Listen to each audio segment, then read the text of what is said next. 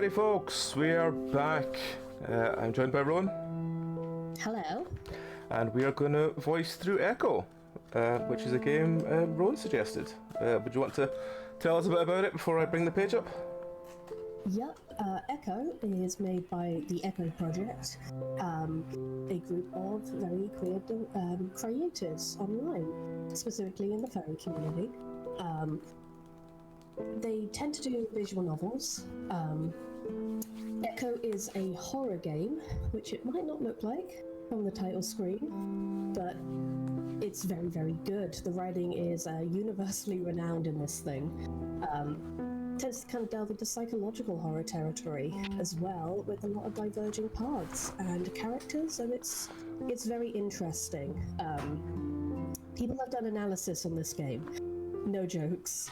So, I'm going to read off the trigger warnings just because it is a horror and it does delve into subjects. It does contain themes of an adult nature, including violence, torture, drug use, and harsh language. This includes homophobic slurs. Again, the game is respectful with this because it is written by queer creators, and it's meant to kind of talk a little bit more about queer fears in particular, specifically small town nonsense. So yeah. Do you want to read the description of the game, or shall I? Yeah, sure. Up to yourself. I brought up here, Echo, this is the itch.io page, which is, just bring that down a little bit so you can actually see. It's the echoproject.itch.io/echo.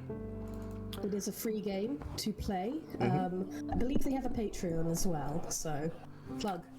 Yes. Content warning is Echo can be an emotionally intense experience and may not be for everyone. Please put your mental well-being first and take this into consideration before downloading. Yeah. Echo is a horror visual novel about an small isolated desert town located somewhere in the southwestern states. During summer break, Chase, a young otter who grew up in Echo, is back for a school project aimed at documenting an event in the 1870s that may have led to the town's current state. He is joined by 5 friends who grew up with him in Echo, taking the chance to have a little reunion.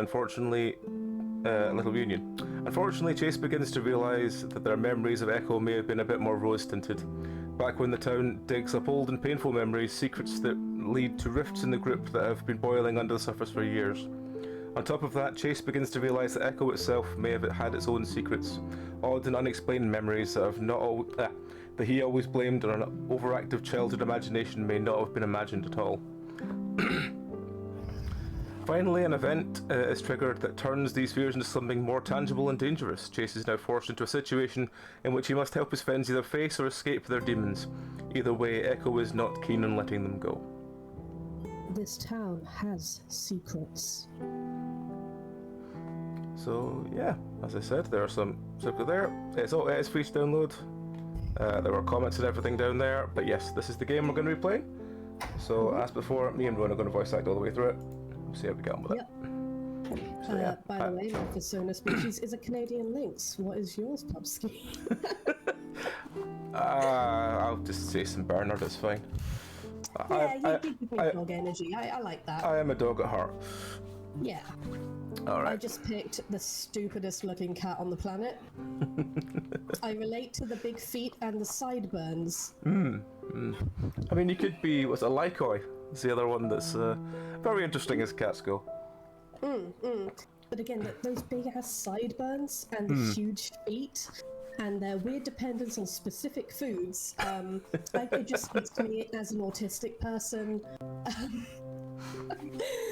Yeah, if you can see, I don't know if they can see, my little icon is actually my persona. I've had that icon for about 10 years. Thanks, DeviantArt person, I can't remember the name of. They can't see it at the moment, but I'm sure it's on other videos and stuff. I'm sure it's definitely on our D&D ones and stuff.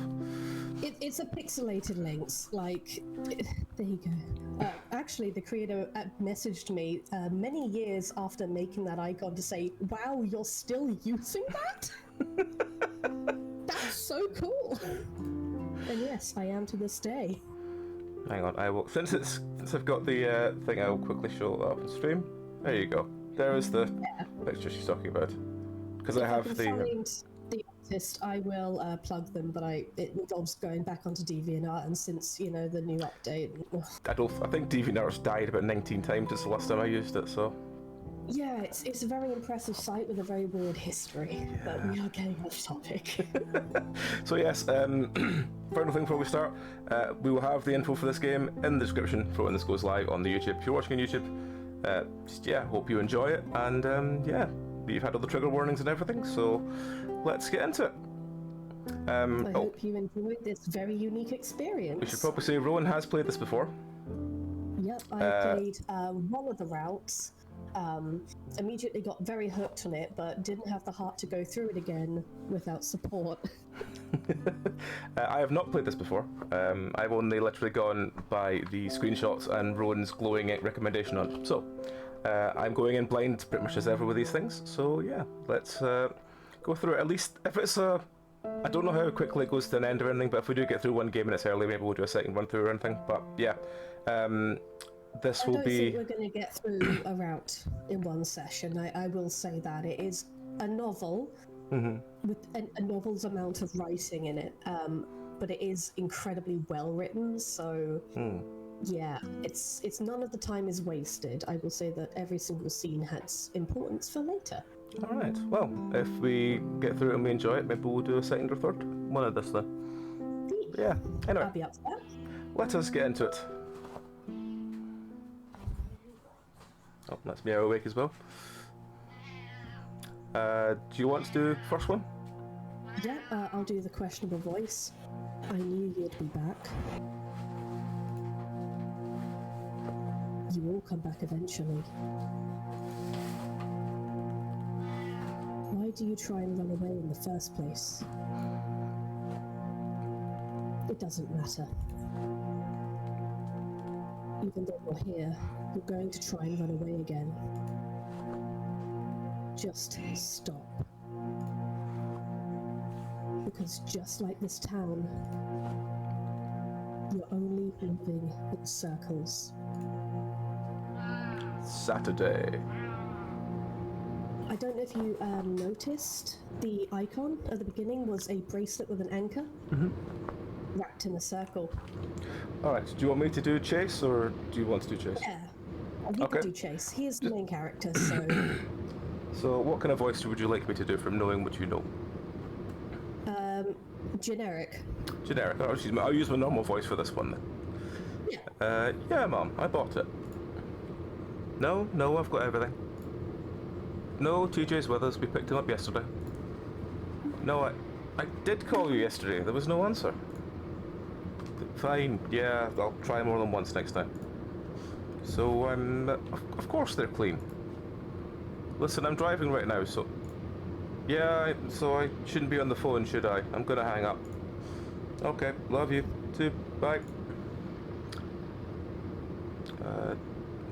Do you want to do the integral bits? Yeah, I sigh and finally hang up the phone, dropping it on my lap. TJ, next to me in the passenger seat, stretches back and scratches behind his ear. All I'll right. do TJ. Okay. Aw, that's cute. It's been a while since I've seen your mum. How is she? I shrug. Fine, I think. She wouldn't tell me if she wouldn't tell me if she wasn't anyway. TJ taps his foot against the dashboard before yawning. Wow, it feels like I've been driving for days. Normally TJ wasn't the one to whine, but the long drive was obviously getting to him. It was getting to all of us, honestly. I look over at him. We're almost there. Why don't you listen to some music or something? My phone's been dead for the past 2 hours. I didn't know it would take us 8 hours to get there. I sigh. Whether that dig was purposeful or not, I still feel a little embarrassed. Do you want to do those ones, by the way? Because it is Chase's inner dialogue. I'll do it with my inner dialogue. Yeah, I'll do them. Yeah. I'll admit I got lost for a few hours. Route 93 is hard to find, even with GPS. It's no wonder that Echo's in the state it's in. You should have brought a book. Those don't run out of batteries. I look up in the rearview mirror and see Jenna hold up a hefty book titled Cognition. TJ sighs. All my books are on my phone. Why don't you listen to the radio? TJ starts to reach for the dial. Don't bother. We're all gonna get out of here and hit stations. Wait, all we're gonna get out here are hit stations, sorry. I have some music on my phone though. Don't you have an AUX cable, Chase? In this clunker? No. Like I said, we're almost there. Just having the three of us is a little awkward. Unbalanced. I wonder if completing our little group will bring back the old chemistry. Thinking about seeing Carl, Flynn and Leo again just makes my heart skip a beat. Take exit 127 onto Flint Road. I jerk back to the present and press on the brakes as I swerve into the exit ramp. Whoa! Sorry. Chase, come on, pay attention. TJ adds a little giggle to lighten the chastisement, but my face gets hot anyway. Hey, me and Jenna went 3 hours out of our way to pick you up from CCU. You could have taken the bus. No, I'm grateful. I'd just rather this not be the place I die. We continue down Flint Road for about 15 minutes in silence while I avoid the ever-increasing number of potholes in the road. I think we're all a little nervous now as we get close to our destination. Unsurprisingly, there isn't another car in sight. You guys excited? I look into my rearview mirror again and see that Jenna has put down her book, staring out the window. I actually haven't given a whole lot of thought as to how I feel about the whole thing. I don't know. Are we excited? What do we think? Let's just say not really. Nah, I'm assuming we'll all just pick up where we left off. I meant Echo. Are you excited to go back? Oh. I didn't really know how to answer that. Is excited the right word? It's sure as hell stressful. As long as we can go for a hike. I don't want to be sitting around in the motel all day. Well, it beats having a heat stroke in the desert. Are you seriously hiking the trail? Oh, come on, it'll be fun. At least no Chase will come. TJ smiles at me, raising his brows. It's too hard to say no to such an eager face, at least right now. Yeah, of course. Anyway, it sounds like you've only got the boys on your mind, Chase. Leo, maybe? Make a slight right onto Lake Emma Road.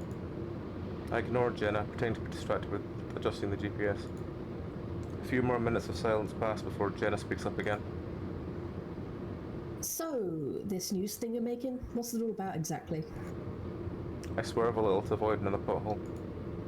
A news pocket. If you remember, there was that one crazy thing that happened here in the early 1900s. I read a little about it, and it's pretty fucked up. Come on, Chase, language. Just thought I'd do a little more digging. Honestly, though, I just need to make something that looks good enough to pass with. Well, that sounds kind of fun. Are you gonna have enough time to hang out? I know Leo made some plans. This whole thing was Leo's idea, actually. When I told him that I'd be coming down to Echo for spring break, he suggested we all use it as an excuse to have a reunion. He says it hasn't been the same since the three of us left. Yeah, I should. I just need some B-roll and shots of the old creepy locations. It shouldn't take too long. I catch a flash of blue and see the lake to our right. The conversation dies down a bit and pretty soon we're all lost in our own thoughts. Finally we round a bend and I start to catch some glimpses of the town. The tall, rusted signs for the gas station and motel loom over the rest of the old community. Lake Emma Road merges into Main Street, where the motel is at. Soon enough we're turning into the parking lot. There are only a few other cars in the parking lot. I park in the closest spot next to the door and switch off the ignition, relieved to be done with driving. I sit back for a moment rubbing my eyes. Hope you're grateful, TJ. I never want to drive that long again. Thanks, Chase. TJ hops out the car, clearly happy to be out. Ugh. TJ puts his paws on his back and stretches out from toes to ear tufts. I hear a few cracks. Gosh, feels good to be out of there. I smile as I follow him out and stretch as well, though less flamboyantly. It's good to see TJ reverting back to his old cheerful self. Alright, I made the reservations, so I'll check us in. You boys want to bring in our stuff? Sure. Me and TJ head around the trunk of the car, getting our bags and camera equipment while Jenna heads inside. I'm pleasantly surprised. While it's a bit musty, the room is spacious and generally clean, a lot more than I was expecting in a town like Echo. Although I've lived in the town for most of my life, I've never actually been in the motel. Hey, this is nice. And 2 double beds? Yeah, I thought I'd get one with the nicer rooms, since everything here is dirt cheap. TJ sets his bags down in the bed. So I guess this would be me and Chase's bed? Jenna can have her own, obviously. That's nice of you, TJ. Anyway, here are your key cards. She hands us both key cards, which I slip into my back pocket. So when are we going to eat? I'm starving. My stomach grumbles. We haven't eaten since breakfast, and it's late afternoon at this point. I pull out my phone, checking over texts with Leo. Leo said he's gonna get us some sandwiches from the diner. Did you tell... Yeah, I told him to substitute the bread with lettuce for yours, TJ. Nice. Alright, well, I've texted everyone that we're here. Let's get unpacked. It's gonna get crowded and I don't want all of our stuff in the way. Half an hour later, we've got all our stuff packed away in the motel drawers. Now I'm sitting on the bed, toying with my camera equipment while TJ watches TV and Jenna organises her schoolwork. You know we're on vacation, right? Sorry, I'm trying to read it. It's gone really bad quality. Oh, sorry. And didn't you already get into grad school? You should relax. That's exactly why I need to be keeping up. There's a knock at the door, and being the closest, I get up to answer it. I'll get it. Look through the people excitedly and see a beanie cap and a pair of some very familiar horns poking through it. I grin as I unlock the door and swing it open. Carl! What voice should we give Carl? What voice suits Carl? What do we think? I probably should have made a list of voices and just rolled on it, shouldn't I? Let's go. Give me a voice choice, Mia. Hello. Gruff. Jace. I slap paws with him and pull him into a hug, and immediately get a whiff of pungent scent of pot. Despite that, his embrace is warm and plush. His belly squishes against my body like a pillow through his jacket. There's underlying sturdiness though. I feel his biceps bulge on my shoulders. He's been working out? Or had he been working out? Put my paws on his shoulders and push him back, looking him over. He's changed a bit since last seen him. He's definitely bulkier, and the fur on his face is a bit shaggier. His eyes are a little red, and his expression a little glazed, like he's daydreaming about someplace away from here. Someplace far away from here. Still getting blazed, huh? You know it. His jokey nature drops a bit as he gives me a genuine smile. It's good to see you again. I feel warm inside as I smile back. You did. Is that Carl I hear? Carl and I step back into the room. The ram remains slouched as we do. Hey, Jenna. Carl, how you been? Not bad, just living life like a meant to be. It sounds like he's starting to sing the lyrics to a song, but he trails off as we all look at him expectantly. He just smiles back. Huh? Hey, is that TJ? Hi. Though he's smiling happily, TJ is outright crinkling his nose. Still up to your old habits, huh? Carl shrugs. I'm starting to remember that it's something he does a lot. It's his answer to almost anything. It gets quiet for a moment, then I clap my paws together. So, what have you been up to, Carl? You're not online that often? Carl shrugs. Oh, you know, just hanging out. Must be kind of boring, considering it's Echo. Not going outside helps. You been able to find a job? I know they closed down the old corner market you used to work at. Yeah, it's been kind of hard since pretty much everything's closing around here. On top of that, I still don't have a car that can get me to Peyton. Oof, that's right. You crashed the one your parents got you. TJ's grinning sympathetically, but Carl hunches further into himself, looking sulky.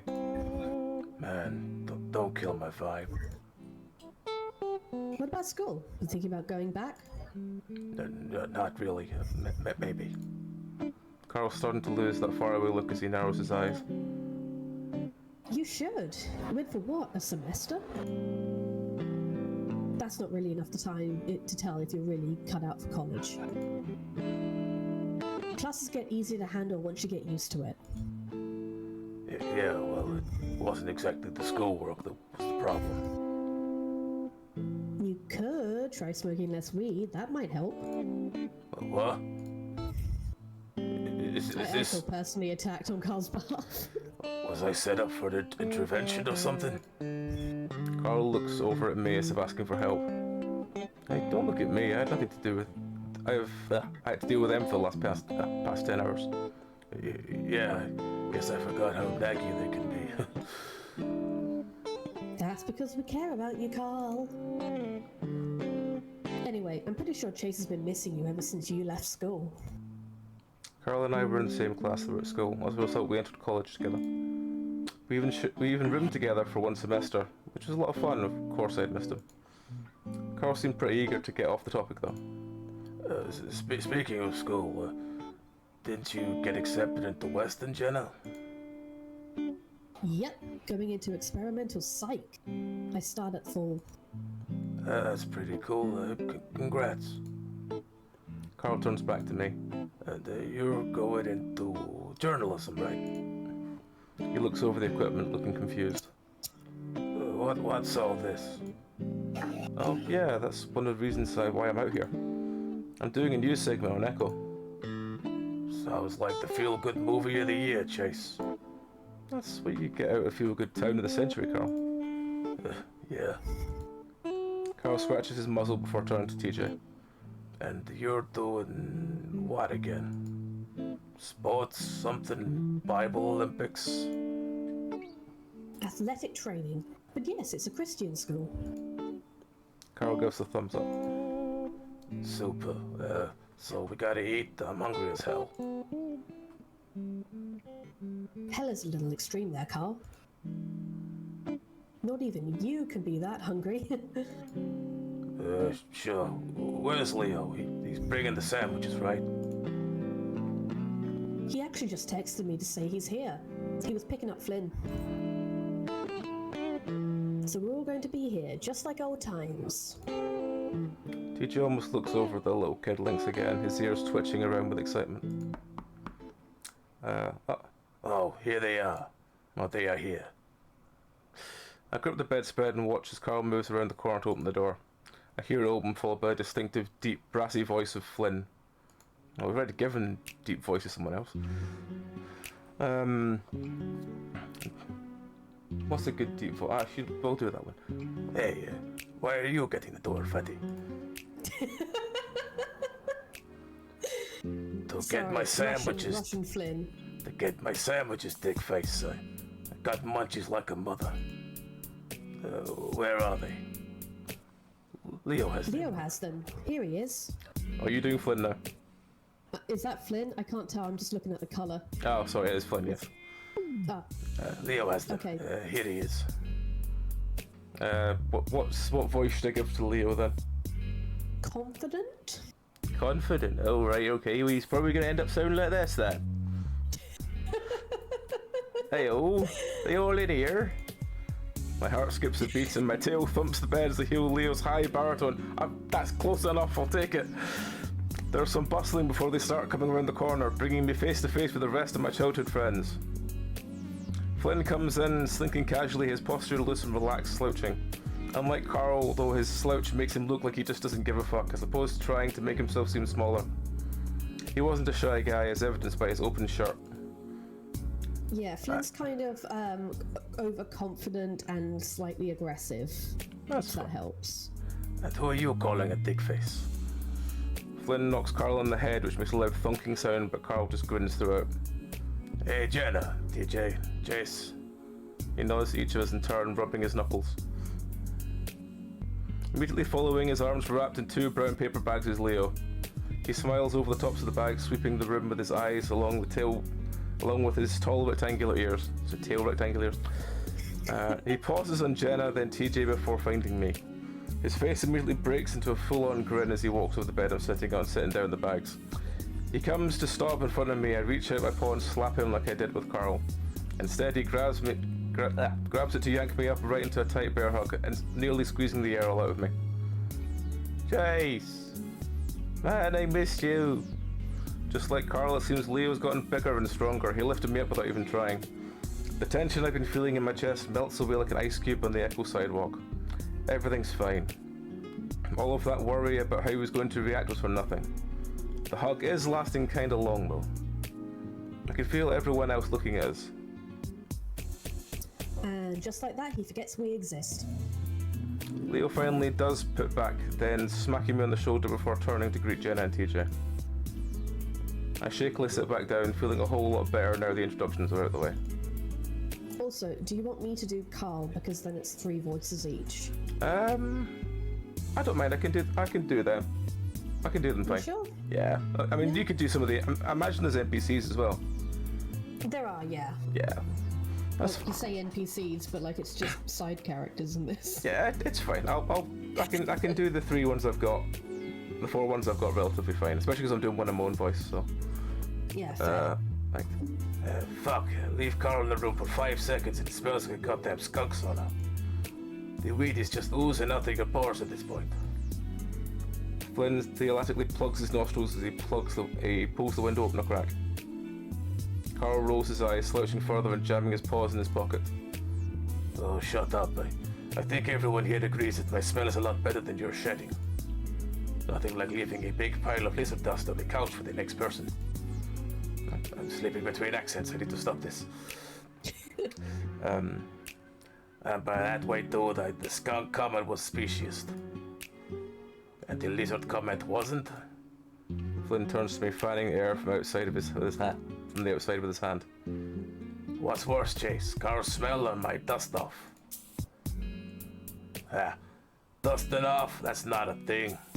Try saying white flakes that chip off me with every step I take except when I'm scratching my ass. Then it sounds like a fucking blizzard of dead skin. And some of it might land in your mouth. That's what you should call it. Hey, you furballs do it too, it's just less noticeable. Either way, it's hot in here. Aren't you cold-blooded? Someone turned on the goddamn thermostat. Oh, somebody turned down that language.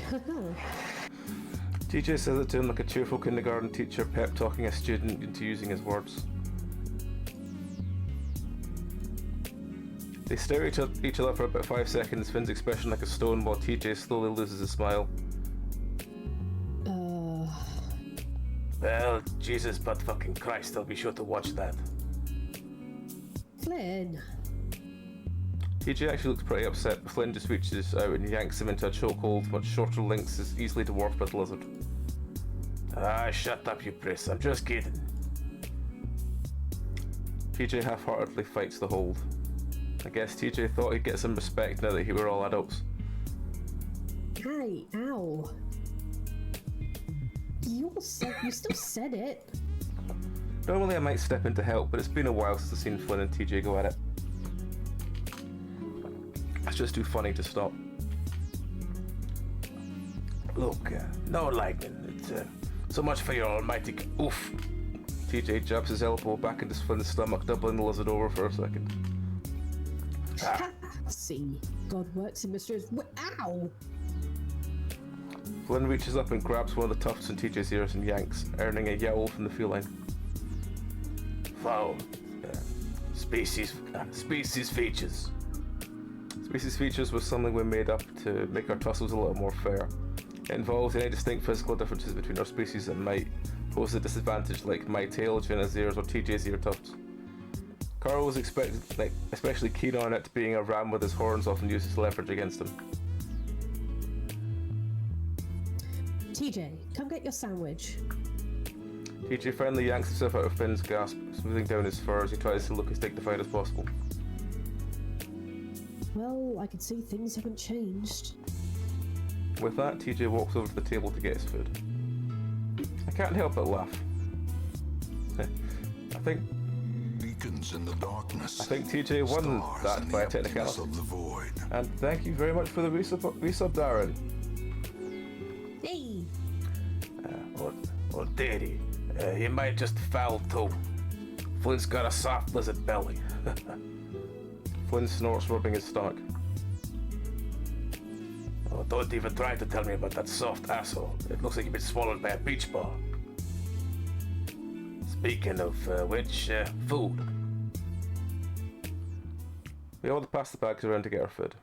A chicken sandwich for Jenna and TJ, roast beef for me and Leo, and 3 large veggie burgers that almost take up their own bag for Carl.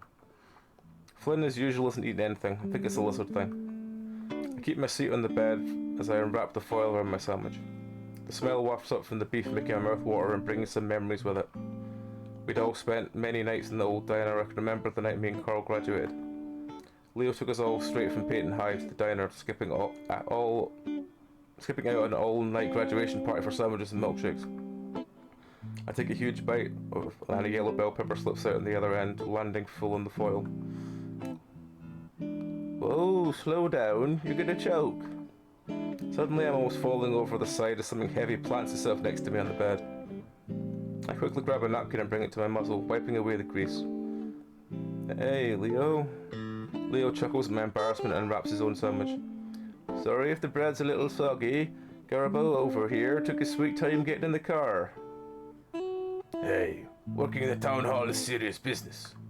I don't have a family business I could just waltz out of like you.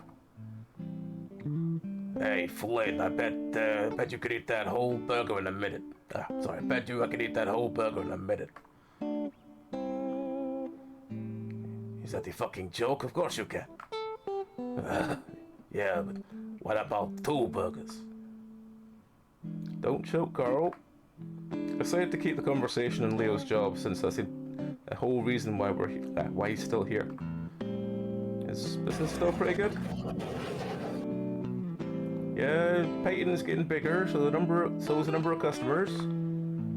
I guess it's a good thing when your dad moved. Oh, sorry. I guess it's a good thing when your dad moved out of Echo, right? For sure, this place is turning into a ghost town.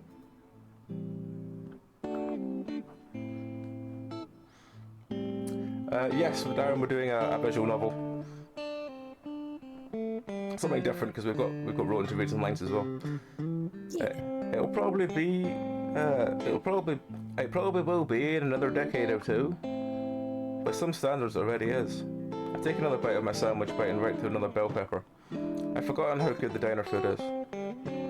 I notice TJ is sitting next to Jana at the table, picking unhappily at the lettuce-wrapped chicken. Jana seems to as well as she leans towards him. What's wrong, TJ? It's just, never mind, it doesn't matter. Are you sure? It's just the mayo. I forgot they put on everything here. Jenna lifts up the bun on her sandwich, inspecting its contents. None of the mayo really got on my chicken. Here. No, you don't have to. Oh, sorry, I forgot which characters I am. Sorry. Karen. No, you don't have... Jenna picks up TJ's sandwich and swaps out his grilled chicken. She rips off the layer of the mayo-tainted lettuce from the lettuce bun before swapping her chicken in. There, how's that? Thanks. It's then that TJ looks up and sees Leo and I staring at him, and his ears flatten in embarrassment. What? Nothing, TJ, nothing. So your parents still letting you live in the house here, Nickel? Yeah, we actually tried to sell it last year, but of course no one bought it. I think 2 people came to look, but took off once they saw the town. Anyway, my parents are living in Peyton in a house twice as big as the old one. Oh, that must be pretty cool living in your own house. My parents aren't consistently breathing down my neck, so that's, you know, nice. Leo's already finished his first sandwich and now he's unwrapping the second. You sure could eat a lot. How many people are still here anyway? In the town, I mean. Leo takes another bite and I hear the crunch of peppers through his muzzle. He chews thoughtfully for a moment before swallowing. Not too sure. Of course I know almost everyone here, but most don't actually live here anymore. Most everyone's turned their old house into some sort of vacation home now. Really? Why? I can't imagine anyone coming here for a vacation. Unless your hobbies are meth or dying of heat stroke. Well, they've got their old houses here, and it's cheap to build. And the town is actually trying to turn that old lake into a recreational thing. Lake Emma? Aye, they're putting the docks in and stuff. Huh. Lake Emma is the oldest reservoir just a few minutes outside of town. As kids we used to play around there all the time. It was generally an ugly place, dead fish in the banks, a terrible smell, mosquitoes everywhere. Then again, it could have changed since then. I haven't been there in 12 years now. None of us have. Thinking about it, the lake is making my stomach tighten again, forcing away my appetite in the process. It's been so long at this point, I need to learn to get over things. Actually, that reminds me. The others are pretty deep in their own conversations, but I lower my voice anyway, leaning into Leo. Hey, Leo. Leo turns to me. He had been in the middle of a massive bite and now has a bell pepper half hanging out of his muzzle. That throws off my train of thought for a second. Oh yeah. So I wanted to get some shots of the lake for my project. Leo ducks his head to pull out the pepper from his muzzle, only to shove it back in a second later. He chews for a while, but his ears are still tipped towards me, so I go on. It's kind of important to Echo's history. Anyway, you told me that on Monday everyone's free during lunch. I can tell by the set of Leo's ears that he knows where I'm going and he's not into the idea. I quickly go on. Of course, we don't have to do it, but it's been a long time and if the town is making it look better, it could be fun. Listen, Chase. I feel my face burn a little under the fur. Sorry, it was a dumb idea. No, Chase, if it were up to me, I'd definitely do it. It's just... Leo looks towards Flynn. I do as well, finding him still bantering with Carl. It doesn't matter how fucking fast you eat. I'm not going to be impressed. He's got that classic Flynn look in his eye, on his face, where he's pressing his lips together, trying not to smile. What if I eat all 3? Already eaten most of the first one, so that's not going to happen now, is it? I look back at my sandwich. I suddenly feel really guilty. Here I am, back after 3 years, assuming that I know how everyone feels. Now I'm kind of feeling like an imposter. Leo notices, like he always did, and he nudges me with his shoulder. Hey, don't worry about it. It's not your fault. Suddenly Leo's ears perk up and I know he suddenly had an idea. His ears made him easily readable, just as feeding people came easily to him. He made it all more impressive that he was able to tell what most of us were thinking, considering my short, stubby ears. Or Flynn's lack thereof. Listen, there's a cool spot by the river that's actually pretty close to the lake. We could have lunch and you could walk over and get your shots. The idea makes me feel a little better. Alright, well, that could be fun. Although this motel doesn't have a pool, so it'd be really nice to swim in something. Yeah. Otters in their waters. Anyway, I'll have to ask Flynn, but I think he'll be okay with it. What would really impress me is if you didn't eat the rest. You're a funny guy, Flynn. Carl goes back to shoving the next burger into his mouth as Flynn looks on in mild disgust. He suddenly notices watching him and he gives us an odd look, which slowly morphs into a smirk when he focuses on Leo. You're looking pretty happy there, Leo. Not like you've been the past 3 years. I I furrow my brow in confusion and look up at Leo and see him shift. He's giving Flynn a look that I don't quite understand. Well, of course I'm happy to see us all back together again. I look from Leo to Flynn. It's pretty easy to imagine a bolt of electricity between them. You should have seen him, Chase. He'd go days without smiling. Agreed. Leo's been kind of a dick ever since you guys left. He's a degenerate counselor. Hey, you should hold a session with Leo. I'm still an undergrad. I'm going into counselling anyway. That would just make me sad. TJ is busy trying to hold his sandwich together and eat it at the same time, not very successfully, but he looks up as well. Leo, depressed? It's hard to imagine you not smiling. You seem fine online. Has something been going on, Leo? For the first time since he's arrived, Leo looks truly uncomfortable. You don't see him like that very often. Flynn, on the other hand, has been trying not has his trying not to smirk face on. Leo pauses, pinned down by everyone's eyes in the room, and he takes a frustrated breath. Can't people be sad sometimes? Yeah, things have not been have been harder, but I'm fine. I think it's pretty clear that Flynn... Leo flicks his long muzzle at the lizard. It's just trying to get some reactions. Sure, I'm just saying you're back to your old self, but seriously, it's great. Leo makes a snorting sound. I'm about to ask Leo what's so stressful when he lifts his paw up again and takes a bite of his almost finished sandwich. I go quiet to look at his paw. A silver anchor tied around his wrist with leather. The word otter is etched on the shank of the anchor. The name Chase is engraved on the stock. Why was he still... Chase? I jump as TJ's voice breaks through my trance, bouncing on the bed once I came down. Leo looks at me as if the bed wobbles, an eyebrow raised. TJ puts his paw to his muzzle. Oops, sorry. You were just kind of staring off into space. Yeah, just thinking about stuff. What's up? We were talking about the last game. Didn't you tell me that you saw that movie on the drive here? I really don't get you right now, TJ. The last game was the worst Lion Brigade movie. You're just mad because they didn't follow the comics. Yeah. Carl as a movie, it was just better. I'm sure the comics are great too, though. Now, the comics are shit. Carl tried showing them to me once. What? See, that's the problem. They never follow the source material, and no one cares because they have no respect for the originals, man.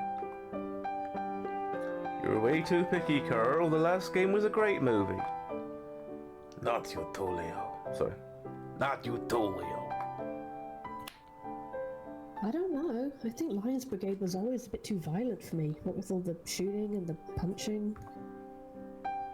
I've always liked the Trinity Weasel. She's in the Thinking Man superheroine. Carl waves his paw dismissively. The Trinity comics have always been pretty lame. The jerk-off fighter for only nerds, so that's the movie. Oh, and so's the movie. 1 second, I just need to pause so I can cough. You alright? Do you want to get some water? Yep.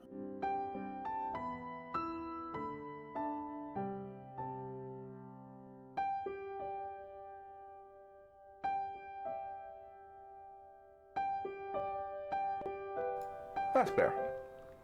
Yeah? No, I could just... My throat was drying out and I could just feel myself having something stuck to the back of my throat for a while. Yeah, go get water if you need. I have water here, it's just it wasn't helping. Yeah. It's just because I'm not used to reading anymore. You mean like yourself? Hey.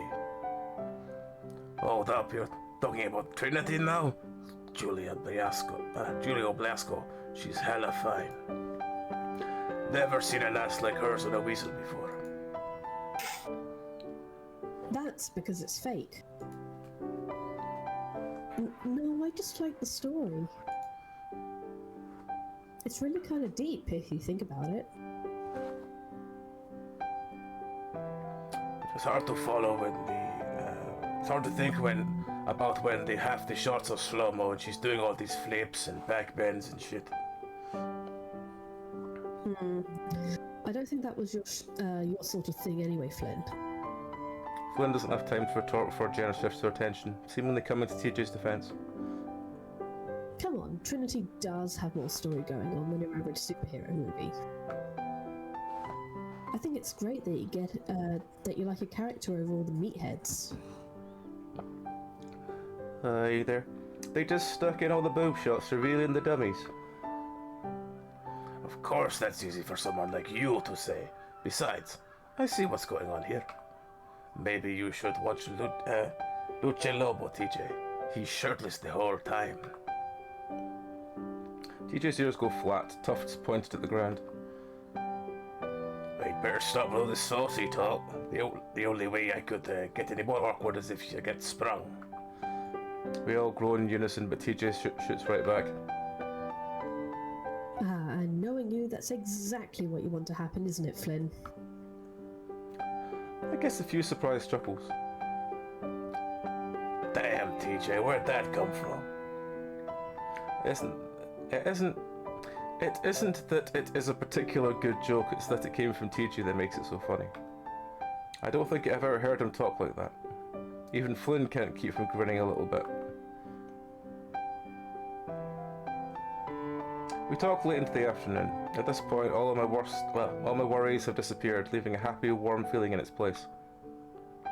It seems silly that I've been so nervous earlier. In fact, I'm starting to look forward to the rest of the week. Alright. Leo steps forward, indicating that we should all shut up. Now we all need to remember that Chase is here to do his school project, so that comes first. But I did make a few other plans for things we can do when he's off time. I'm pretty sure all of us know that we're going to Southwest Adventures tomorrow, so I'll pick these two up. He jerked his head towards Flynn and Carl. Then swing by the motel, we'll get you guys at 9, alright? Sounds good. Then I was thinking about doing some stuff in Peyton towards the end of the week, but we'll make those plans later. In between those times, we should find time to hang out as well. Make the most of this. Leo looks about done, but suddenly snaps his fingers as if remembering something. Oh yeah, Chase, I saw you with a camera. That you could get a picture of us? It'd be nice that for all of us to have something that isn't camera phone quality. Oh, sure. I was messing with the self-timer earlier. Should be able to get it to work. After a few minutes of me adjusting the tripod and Leo adjusting everyone at the end of one of the beds, we managed to get into position. Alright, here it goes. I set the timer and fast walked to the spot Leo saved for me.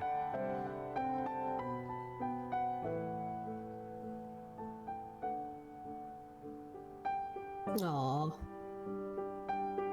Look at all these silly fuzzy eyes. For the next 2 hours we watch a movie on TV, not really paying attention, mostly catching up with each other on how we'd been. It's good to be back, and it feels like we're all just picking up where we left off 3 years ago. It's really nice. Finally, about 10, Leo, Carl and Flynn head out. I spend the next 20 minutes tinkering with the equipment, making sure it's all in order for shooting the next day. Once TJ finishes getting ready for bed in the bathroom, I do as well before getting into bed, head to toe with TJ.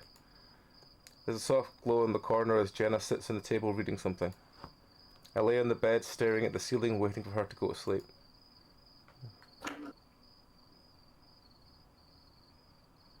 There's a chain attached to my ankle as I walk away from the lake, my legs and feet caked in mud. I look back, seeing the chain snaking around the rocks and reeds before disappearing into the water. Looking ahead again, I see Leo. He's smiling, waving at me. I walk towards him and the chain stays slack, pulling easily out of the water. There's an anchor in the lake, I say. I stare at him, but he doesn't say anything and just keeps on smiling. I crouch on the rocks, wrapping the chain around my wrist a few times.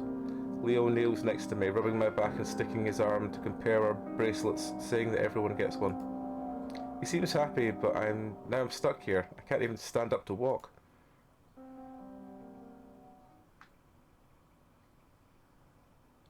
Sunday, Sunday, Sunday.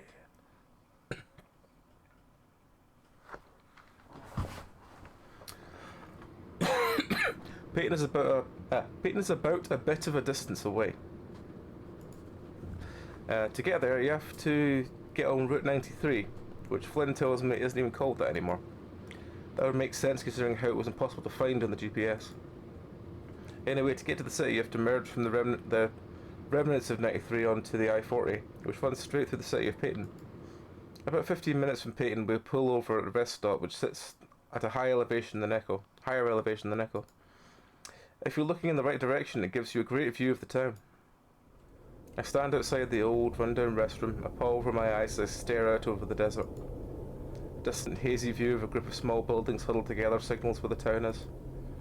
From this vicarious distance, it looks small and harmless, hard to imagine all the things that happened here. Alright, so how do I use this thing?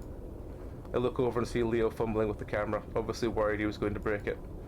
I walk over and show him how to use it, checking the white balance exposure myself. I wasn't too good with cameras, but the equipment manager at the university had given me a quick lesson on how to do things.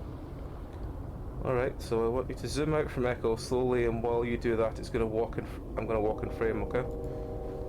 Yeah, alright. Leo hosts the camera up and looks through the viewfinder, ears perked up and smiling. Alright, signal me when you're ready. I adjust the clip-on mic when Leo focuses the camera. He raises his paw, signaling that I should start. I walk into frame, keeping one paw in my pocket and using the other to gesture. I hope I don't look too awkward. I always feel like I do. Echo first began as a settlement in 1852 after James Hendricks discovered gold in a quartz deposit. The town grew quickly in size, and once it began to serve as a junction along Prescott Railway, it reached a peak population of 6,500 in 1877. It was this point in time that a peculiar phenomenon of mass hysteria took over. Many say the reason this occurred was due to the discovery of a body within the gold mine and circumstances surrounding that discovery. While not much is known about this event, what is known is that once it ended, a large portion of the population left Echo. Most of those who left settled in the nearby town of Peyton. However, the town still managed to prosper well until enough into the 40s. That's when the government stepped in to shut down the mine as it became federal law to divert all mining resources to the war effort. The town's population sharply declined thereafter, and by the 1950s it had dwindled to approximately 2,000 people. A shutdown of the Prescott Railway in the 1960s followed the bypassing of Route 93 by the I-40 in 1986 was the final nail in the coffin for the town. By the 90s, the population had dwindled to just 150 people. My goal, however, is to investigate the first event which led to the town's decline and possible demise. What happened in that mine over 150 years ago? I've come to Echo to try and find out what information, if any, can be gleaned from this event of the past. I wait for a few seconds, then look at Leo. That good? Oh, hang on. Yeah, I don't know how to stop this, though. Here. I walk over, take the heavy camera off Leo's paws. That was pretty good. You want to be a reporter? Maybe. I'd rather just write than be on camera, though. Yo, Chase! Leo and I look up towards the car, greeted by the sight of a bright white ram's ass hanging out the back window of Leo's van. I don't really react. I mean, despite being self-conscious about his weight, Carl was pretty shameless about stuff like this. I've probably seen his naked butt more often than I'd seen Leo's, and that was saying something. Make sure you get a shot of that. Hey! At that moment, Flynn, who was sitting next to Carl in the back, reaches around and yanks the ram's pants down so that they hang around his knees. Even though Carl was pretty quick to pull him back up, I still got a pretty good view of his equally big white balls dangling between his legs. Leo snorts and I can see Flynn laughing his ass off while Carl punches him in the shoulder. Unfortunately for TJ, who is sitting in the middle row with Jenna, he was looking back at the time and probably got a much better view than I did. Now he's facing forward, covering his face, while Jenna sits next to him reading a book, looking uninterested. Nearly 21, he's still doing that, huh? Yeah, it's a little bit more awkward without you three around, though. We head back to the car and grab the camera bag for the passenger seat to put the camera away. Hey, did you see my ass? So more than that. You're thinking about the horrors of Echo, right? It'll be a perfect fit. Well, you could even fit it on the camera. I stashed the camera bag in the footwell before hopping in. Southwood Adventures is an amusement park right in the middle of Peyton. It's a decent amount that people come by, not just from Peyton, but cities up to 100 miles away to vacation here. Because of this, it's unusually crowded, and today is no exception. Families and their kids are everywhere. It's a generally nice sunny day, sunny in the 80s, and it being in a Sunday added to the crowd. I didn't mind though. The point of this is to hang out with my friends. Don't know about you guys, but I'm starving. Let's get some funnel cake. Jesus, Carl, we just got here. Hey, I didn't have any breakfast. You had breakfast already, blunt to the side of the munchies. It's no problem, you can do that while I plan out what we're doing. Carl rambles off his way to the funnel cake stand. I snagged one of the park maps from the entrance and handed it to Leo. Are you sure you don't want to get some water or a cup of tea? I'm fine. Just need to keep thinking. It's probably like I keep doing like 15 things in a row. Yeah, this is why I was saying maybe I should take Carl. Do you want to take the inner monologue ones? I could do, but these are Chase's thoughts, so it probably wouldn't really work. Alright, okay, no, that's fine. Probably do like Carl and... Do you want me to do Flynn? I can do Flynn.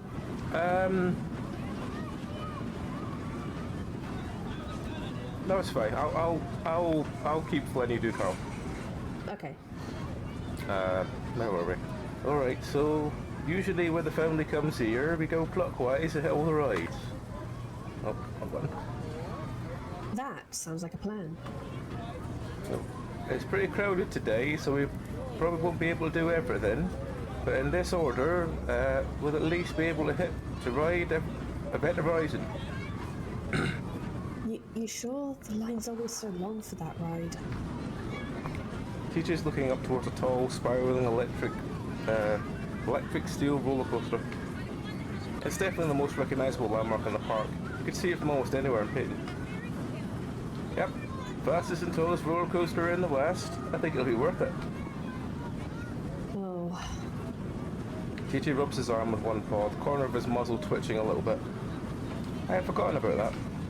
He used to have a pretty pronounced motor tick where the corner of his mouth would twitch up over and over again. Used to be a constant thing, but he stopped once we entered middle school. Guess that had completely gone away. You're right, TJ. You skip the big rides if you... Oh hell, TJ, you're a fucking adult now. No, it's fine. I'm fine. I just haven't been on a roller coaster in a while.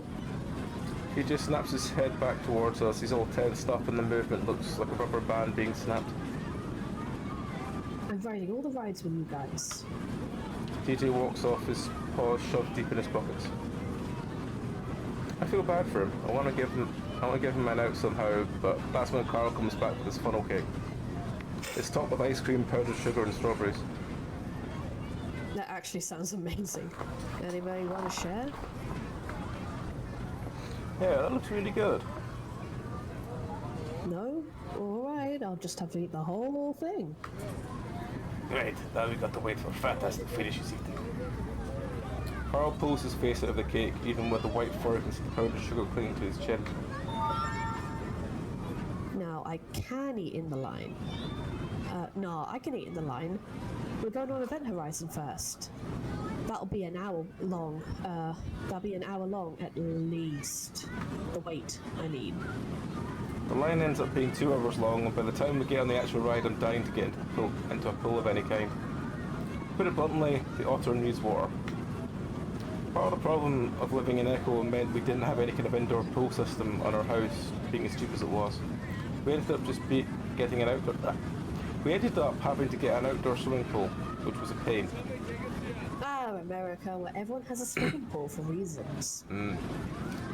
I don't get it. I don't get it, but nervous, Aren't they Chase? expensive? Well, I mean, Burberry's got a pool. Does he? Yeah. Ooh, that sounds like fun.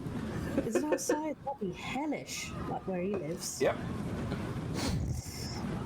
Terrifying thought. Yep. I smirk at him. I've ridden it before, Leo. Though your tail's kinda down, so you're not nervous? Sure you're not nervous? Huh? come on. Leo, let's ride in the front. I don't know. He watches Jenna pulls Leo towards the line for the front, which is twice as long as the others. I opt for the middle. It just so happens that TJ comes with me. His tough ears have been poking straight up the entire time, muzzle giving an occasional twitch, and I lean over him. There's an exit over there for people who change their mind. I bet you could just slip out without anyone knowing. Looks like not all of us are going to be riding the same train. TJ stares straight ahead, clutching on the railing. I can see his sharp claws and sheath pressing into the metal and chipping away some of the red paint. No, I'm fine. Sure? Yep, perfectly fine. Well, we're in the middle, which is the best place to be if you don't like roller coasters. Yeah. I really want to be able to just get TJ to skip the ride. It seems he's pretty determined to do it for some reason. Finally, our train comes along and I step in as two laughing and panting hyenas step out. Oh my god, that was the most intense. Holy shit, dude, I know, I never get scared on rides and I almost fucking pissed myself. I do a quick check of the seat to make sure there isn't any actual piss before sitting down. I look up to see TJ standing on the edge platform, his eyes wide, one foot stuck out to get on. TJ? A bored-looking teenager fox come by, check my lap bar and stick out my paw. When I stick out my paw. Wait, TJ, you're getting on? Fox goes from looking bored to mildly annoyed. If you're getting on, you need to get on now. We can't hold up the entire ride for you, sir. The exit's that way when the other adventures wait. People around us are starting to notice. Unfortunately, Flynn, who is lined up with Carl towards the back, is paying very close attention, grinning like he knew this was going to happen. Oh, TJ's scared. I guess you're a pussy after all.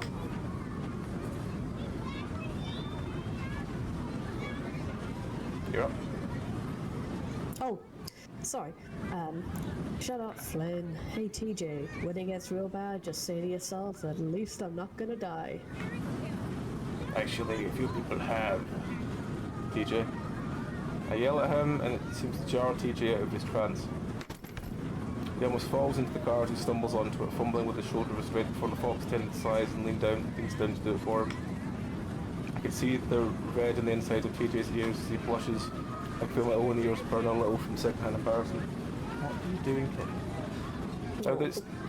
Now that it's too late, I realise we shouldn't have started with this ride. We should have done something smaller to build up his confidence. I'm jolted back as we realise... Oh, fuck. Now it's too late, I realise we shouldn't have started this ride. I've done that one. It did go forward, back one, it's fine. I jolted back as the train moves forward now. Oh, gosh. TJ's paw lashes out and latches onto my arm. Oh no, why am I doing this? I reach over and try to move his paw from my arm and back into the handle for his shoulder restraint. TJ, hold on to that, my arm, you're gonna... Chase, quiet! I pause, staring at the links. I'm really not used to hearing TJ yell, so he's almost puffed out to twice his size. I just need some quiet right now and... Our train begins the descent up the first hill and I can feel TJ's claws prickling through my fur into my skin. He starts mumbling quietly to himself, his eyes closed. TJ, are you praying? Doesn't say anything and soon we reach the apex of the climb. I give up on trying to move his paw and sit back a little nervous myself. I really, really hope TJ doesn't completely lose it. I rinse the blood off my arm in a dirty theme park bathroom. It wasn't as bad as I thought it could have been, though TJ did start crying when we hit the first inversion. He had scratched the shit out of my forearm, grabbing it with both paws once we started to descend. Unfortunately, Flynn and Carl were still on the platform when we rode back into the boarding station. Flynn looked like he was ready to lay into TJ again, but when he saw the tears, he had the decency to hold back. I helped the shaking Lynx out of the car, and somehow we managed to stumble into the bathroom where he quickly hid in a stall. I should have forced him into the exit. He always had anxiety problems, though I think we all believed it was a childhood thing that he'd gotten over. I don't know if he still takes the medication. Hey TJ? Yeah. We should probably get back. Leo texted me that they're waiting by the ride. Yeah, I'll be out in a second. The cheerfulness in his voice is forced. I ignore the weird looks I'm getting from the other people in the bathroom and instead inspect my arm.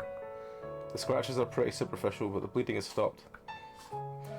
No one would notice it under the thick fur, even if it is tender as hell. I hear the stall door open behind me, and through the mirror I see TJ come out. He sees me looking over my arm and his face crumbles up again. Chase, I'm sorry. Is it bad? I really don't want him to start crying again. TJ cried a lot when he was a kid, almost every day, and at 19 it seems he's still pretty susceptible. It's fine, it's fine. Doesn't even hurt. Well, that's good. We stand there awkwardly for a few seconds and I air out my shirt, which is starting to stick to my sweaty body. Listen, it's honestly getting way too hot for me and to wait in lines all day. I think I'd rather just sit down and watch some shows or something. Oh yeah? Yeah, you want to do that with me? TJ's ears come up a little and he clutches his paws together like fidgeting subsides a bit. Yeah. Oh. Yeah, Chase, I think that'll be fun. I can tell he's at least a little relieved. We both head back towards the ride and I spot the four of them waiting by the exit. I furrow my brow as I spot Carl crouched on the ground, Jenna kneeling next to him and rubbing his back. Hey, everything alright? Jenna looks up, a sympathetic smile on her face. Carl's not feeling too good. Ah, you want to sit on a bench or something? If I move, I'm gonna... That's what you get for stuffing your fat face before the ride. You think... No, sorry. You think they sell ginger pills here? Or ginger ale at least? Ugh, it would be nice. It would be. There's some vendors over there. I'll go check. Aren't you kind of glad everyone's preoccupied with Carl right now? Take some of the heat off, TJ. Alright, let's move you to a bench. It'd be better if you're sitting down. Slowly Jenna and Leo lift Carl up, and now I can see his face that he really is ill. The average person, our little outing might already seem like a disaster, but this is perfectly typical for us. Nothing ever went according to plan. We sit Carl down at a bench and he bends over, his face in his hands, and he moans softly. Oh. TJ comes back with a medium-sized cup in his paws. He sits next to Carl. No ginger ale, but they did have some lime soda. Carl takes it and sips a bit before sitting back and belching. Oh, fuck it. I'm done, guys. What? All you got to do all day is sit there? Actually, me and Chase are gonna see some shows. Ah! You can come with us. Guys, we're doing this to hang out with each other, remember? Oh, leave them. They're wasting time. Flynn turns and walks off, his hands shoved in his pockets, hunched like a stone gargoyle. He definitely looked the part, being the lizard. Damn, it was probably a bit speciesist. Well, we all have our phones. Text us, alright? Sure. Jenna turns and follows Flynn, but Leo hesitates a moment. He looks at me before eventually turning to follow Flynn and Jenna. 5 minutes later, Carl's stomach settled to the point he's able to get up and walk. At this point, I'm completely wiped out and just want to sit down. I point out the first stage we see and they agree. I sigh gratefully and I sit down. You look tired as shit. I crack an eye open to see Carl giving me a sidelong glance. I don't sleep well in motel beds. I actually woke up at around 2. Good God. Now TJ is looking at me too. I feel my gut clench for a second. Yeah, try to go for a walk down the street. Hope it will help me get tired.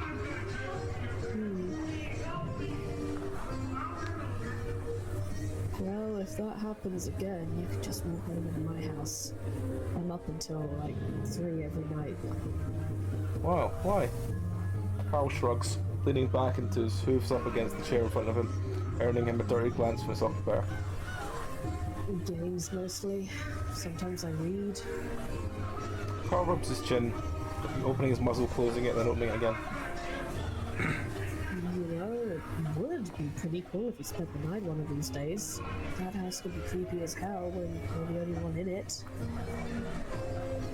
You alone? Yeah, parents are vacationing in the regal paradise. Having a bloody good time, they tell me. Carl tries to put on an accent. He doesn't do a very good job of it. An accent. Oh, It's so American. did you want to go with them? Carl blows a raspberry, laughing. Not really. Mom told me right away that weed isn't legal there either. So I took that as a them not wanting me to come along. Oh. They did say that the chocolate there is real, whatever that means, and that they'd bring me some. Yeah, not enough of a fat ass yet. Come on, Carl. But dude, I'm getting there. So all I have to do is stand in front of the mirror, knock out my face, and jerk it to my boobs. I make a dumb snorting, croaking sound, and I feel TJ looking at the two of us disapprovingly. Not the hardest thing to do when you're high. Wait, so you've actually done it? Carl shrugs, smirking at me. I reach out and grab his chest, and what I can tell, they're pretty firm set of pecs under there. Carl puts a mock horrified look in his face.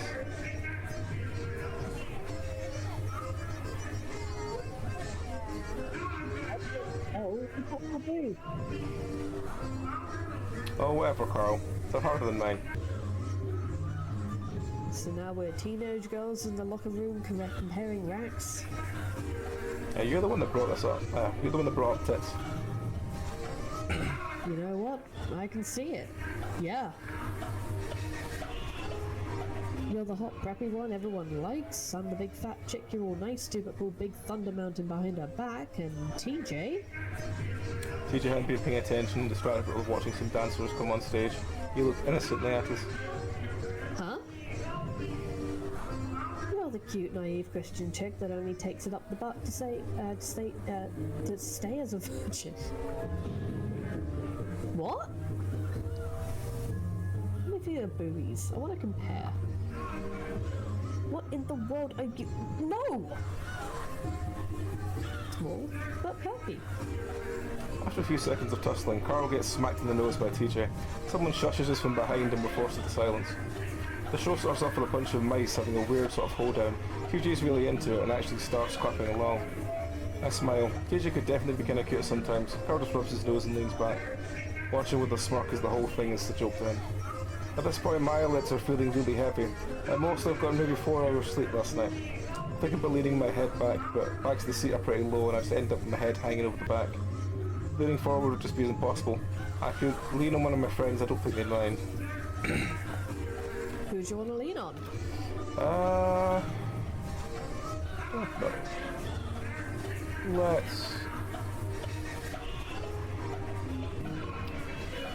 Let's lean on TJ.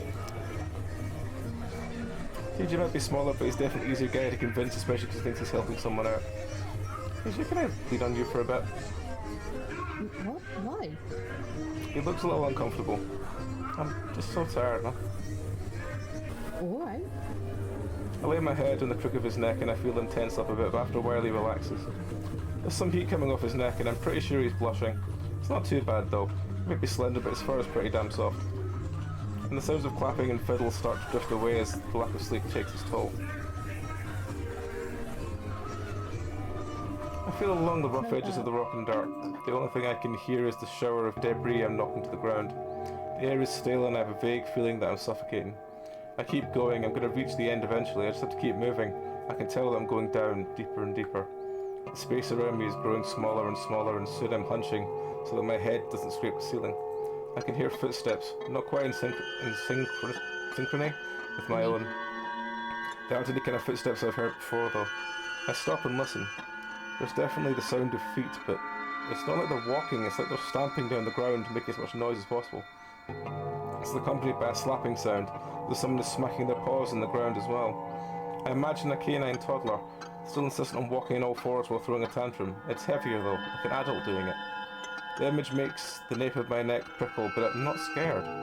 It's not long after I stop that the noise stops as well, just 10 feet behind me. I turn, watching the darkness. I knew you'd come back. They always do. My voice sounds clogged, muted. The rocky walls are just sucking up the sound instead of bouncing them down the tunnel. The stamping starts up again, loudly coming towards me at full speed. Now I can hear sobbing, sniffling, the strange guttural grunting. It just feels away. Yeah, just feet away. Just feet away, sorry. You're only moving in circles. It veers away just as the words leave my mouth.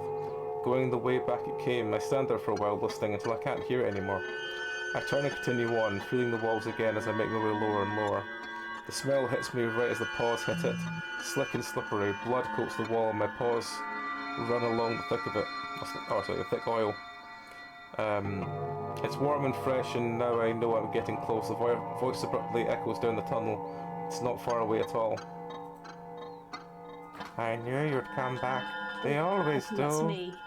Was that you? That was me. Okay. Yeah, I'm doing the creepy voice. Ah, okay. Go. I knew you'd come back. They always do. I make my way closer and closer now. Fear pricks my heart. They always do.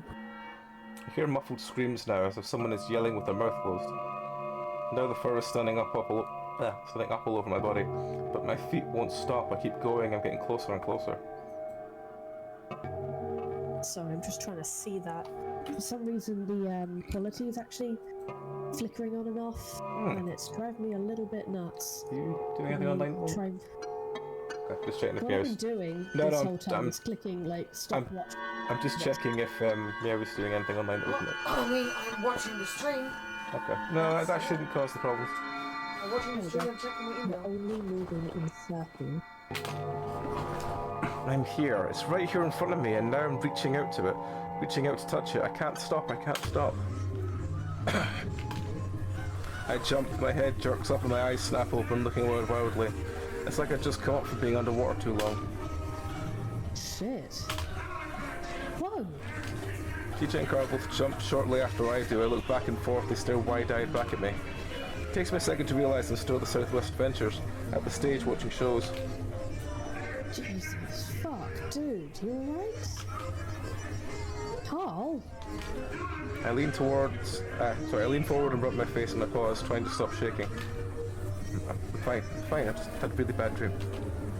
I feel a small paw on my back as TJ rubs it. What about? I'm not really sure, just a really dark place and some things were in there. Oh, that does sound pretty creepy. What kind of things? I think for a minute. The weird crawling thing, the screaming thing, pull my head up looking towards the stage, which is empty right now. It just doesn't matter. It was a dream. Hey, what happened to the show? Carl chuckles next to me, leaning back again. You missed him, dude. You've seen like 3 shows. Yeah, they even had a segment with otters doing some water tricks. We thought about waking you up for it, but you were in a wicked deep sleep. That's too bad. I would love seeing my people laughed at for swimming clowns that they are. How long's it been? Carl checks his phone. She already had out. In about 3 hours? You'll probably get some lunch now. Damn, I've been out for a while. I'm surprised I hadn't at least woken up a few times considering the uncomfortable position I'd been in. I guess you feel better then? Yeah, I've been feeling better for the past 2 hours. Now I'm hungry. It's already 2 PM and I've composed myself for the... It's already 2 PM and I've composed myself for the most part, so I take out my phone to text Leo.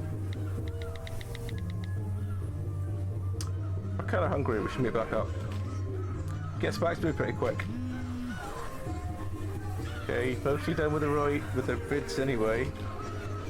Meet you at Food Mart. We meet Flynn at the table in the food court where he's already bought some pizza. Carl immediately sits down and pries open the box, taking out a few slices. Of course, you guys. Of course. You guys have fun? He's alright. Which knows about our state's speciesist history. Chase took a nap. Flynn eyes TJ, who doesn't say anything.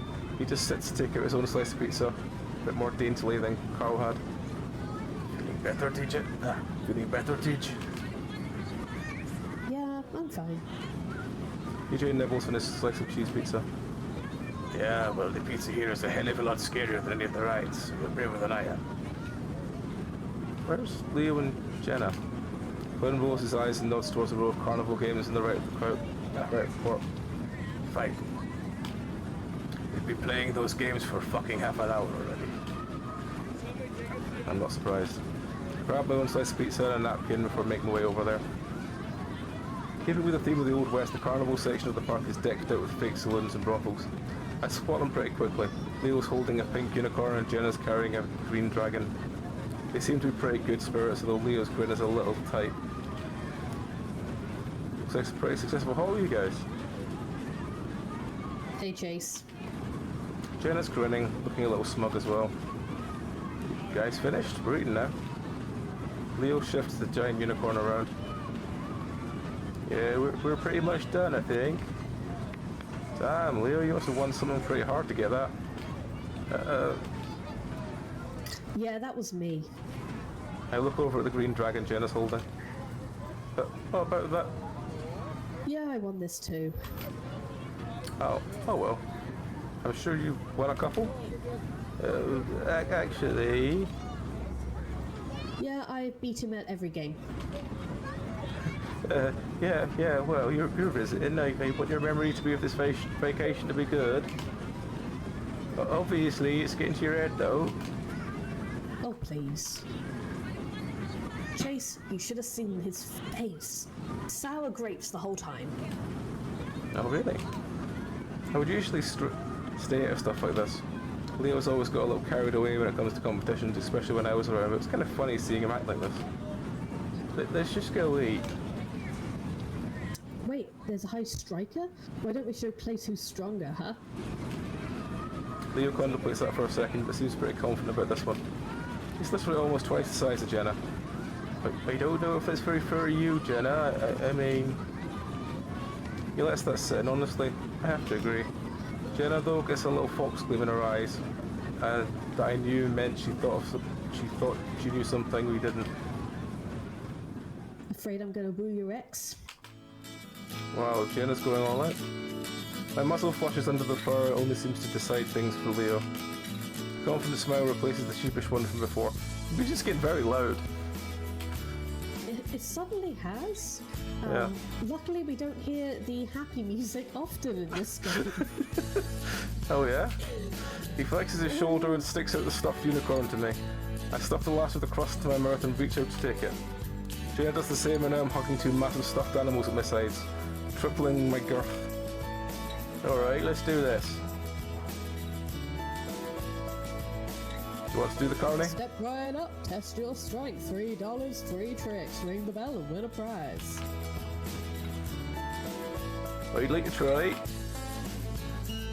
Ah, well, we have a tanker. Big strong wolf like you would have no problem at all. $3, please. Leo hands over the money and the carny hands him a mallet. Leo points at me with a grin. This one's for you, Chula. My heart skips a beat. He hasn't called me that in a while. Oh, yeah, I probably should have mentioned that, but Leo's Mexican. Ah, okay. Why decide to play This is along? America. Don't disappoint me, Leo. I really want that stuffed griffin. I point to the griffin with the carny's long shelf of toys. Sure thing. Leo spreads his legs and squares his shoulders for raising the hammer and bringing it down hard onto the rubber-looking pad. It's a pretty hard hit, but the chaser only raises up to the 40 mark. Oh, almost, Sir Wolf. Try again. Leo's brow furrows, and now I'm not sure this was a good idea. He raises the mallet again and grunts as he brings it down harder, causing the contraption to shake a little. This time the chaser shoots up to the 70 mark. Even better. This time put your back into it. I can hear Leo growling a little as he raises the mallet a final time to bring it down with a snarl, all the muscles in his arms standing out. I'm pretty sure I feel the crowd shake this time as the impact causes more than a few heads to turn. This time the chaser only goes up to the 60 mark. Leo gapes at the game. So close. $3 more, get you 3 more tries. Would you like to try again? Nope, my turn. Jenna already had her money ready and hands it to the carny. Oh, a little battle between the sexes, eh? Alright, step up to my fair fox mid, and how will you fare against the big bad wolf? Leo reluctantly hands the mallet to Jenna. Alright, beat 70. Jenna points the mallet at me, winking. Don't worry, Chase. I'll get that griffin for you. Leo snorts loudly, folding his arms and looking pretty annoyed. Good luck. I was hitting that thing as... Before he can finish, Jenna raises the mallet onto the air, puts it into a graceful swing, and as if she was chopping a wood, she brings it down hard into the rubber pad. It lands precisely and cleanly in sharp contact with Leo's sloppy hits. And I stare, Leo stares, the carney stares. Jenna simply raises her paws in the air. Yay! A few onlookers look around and laugh and cheer. Oh my, the fair fox has won. Come over and pick your prize. I really don't know what kind of American accent I'm doing. It's fine. He glances at Leo. Sorry, buddy. Sorry, buddy. Feline shoots a sympathetic but also amused smile Leo's way for, turning to the onlookers. See that? A female fox, half the size of this male wolf, has hung the bell. Could you be next? Trans dude vibes. Leo looks mortified. He quickly changes his expression to a sheepish grin. He doesn't seem to want to look at me. Good job, Jenna. Jenna bounds back to us carrying the big stuffed griffin. Give those ones to Leah so I can give you this. I hand off the stuffed toys to Leo, who grumbles a bit as he takes them. Damn thing's rigged. Jenna hands me the griffin. Thanks, Jenna. That was really... She leans over and pecks me on the cheek. I see Leo's eyes widen as she does it, his ears standing straight up. Oh, it was nothing. Leo stands there for a few more seconds, working his jaw. Awesome. He turns and leaves, his arms still wrapped around the giant stuffed toys. Jenna starts laughing. Jenna. Oh, hush, she'll get over it. He's just so damn fun to tease. I have to agree, but not when I'm being used to the teasing. He's still really sensitive about the whole thing. You guys talked it over, didn't you? Anyway, aren't you gay? I take a deep breath. Oh, wow, what do we think? What a choice! Yeah, when I said this taps into queer fears, it taps into queer fears. What do we think? What should I go for? Should carry on as real life. I should probably keep it going for a while. Not really. I mean, yeah, obviously I like Leo, but I like girls too. Oh, interesting. I got it. Can I turn the volume down a little bit? This music is really loud. Yeah, I promise most of the music is not this loud nor this Why is the happy. music not changing? The music's not changing! I don't know. I there we go. thought sound volume was like sound effects. Okay. Well, I've been adjusting this one is, thinking but- it's that the whole time, but this I is think we apparently might just... have found the only bug in this game, and it's how the music... For fuck's sake. Alright, well. Let's carry on. Apologies, folks. I thought I was like turning that volume down to be audible, but yeah. Yeah, it was kind of blasting my ears, to be honest, and I'm only listening to it over Discord. Yeah. Alright, well, anyway. I have forgotten about this bit. I sigh and rub my eyes with a paw. Still a little tired. Hey, don't tell Leo that I work at the state fair every year. I wasn't planning on it. The rest of the day is pretty relaxing. We ride a few more of the mellow rides. Leo seems to cheer up when I volunteer to sit next to him on the Ferris wheel. TJ even built up his courage to the point where he rode the swinging ship. Flynn and Carl rode the slingshot ride together, and the video feed from the ground. I think it's the first time I've seen Flynn scared. Carl did up ending barfing after that one. By about 6 PM, everyone's tired enough that we agreed to head back. I'm still exhausted, so I sleep for half an hour and for half hour it takes to get back to the motel. When we do get back, I notice how good the sun looks right now. With a sigh, I remind myself I'm just here to actually get a project done, not play around. So as everyone sits in the motel, I let them know I'm about to shoot some B-roll, gathering up my equipment and heading out into the heat. Dragging it all outside, I set up, sweating under the evening light. Even this late in the day, the heat was pissing me off. For some reason, it's a lot cooler in Pueblo.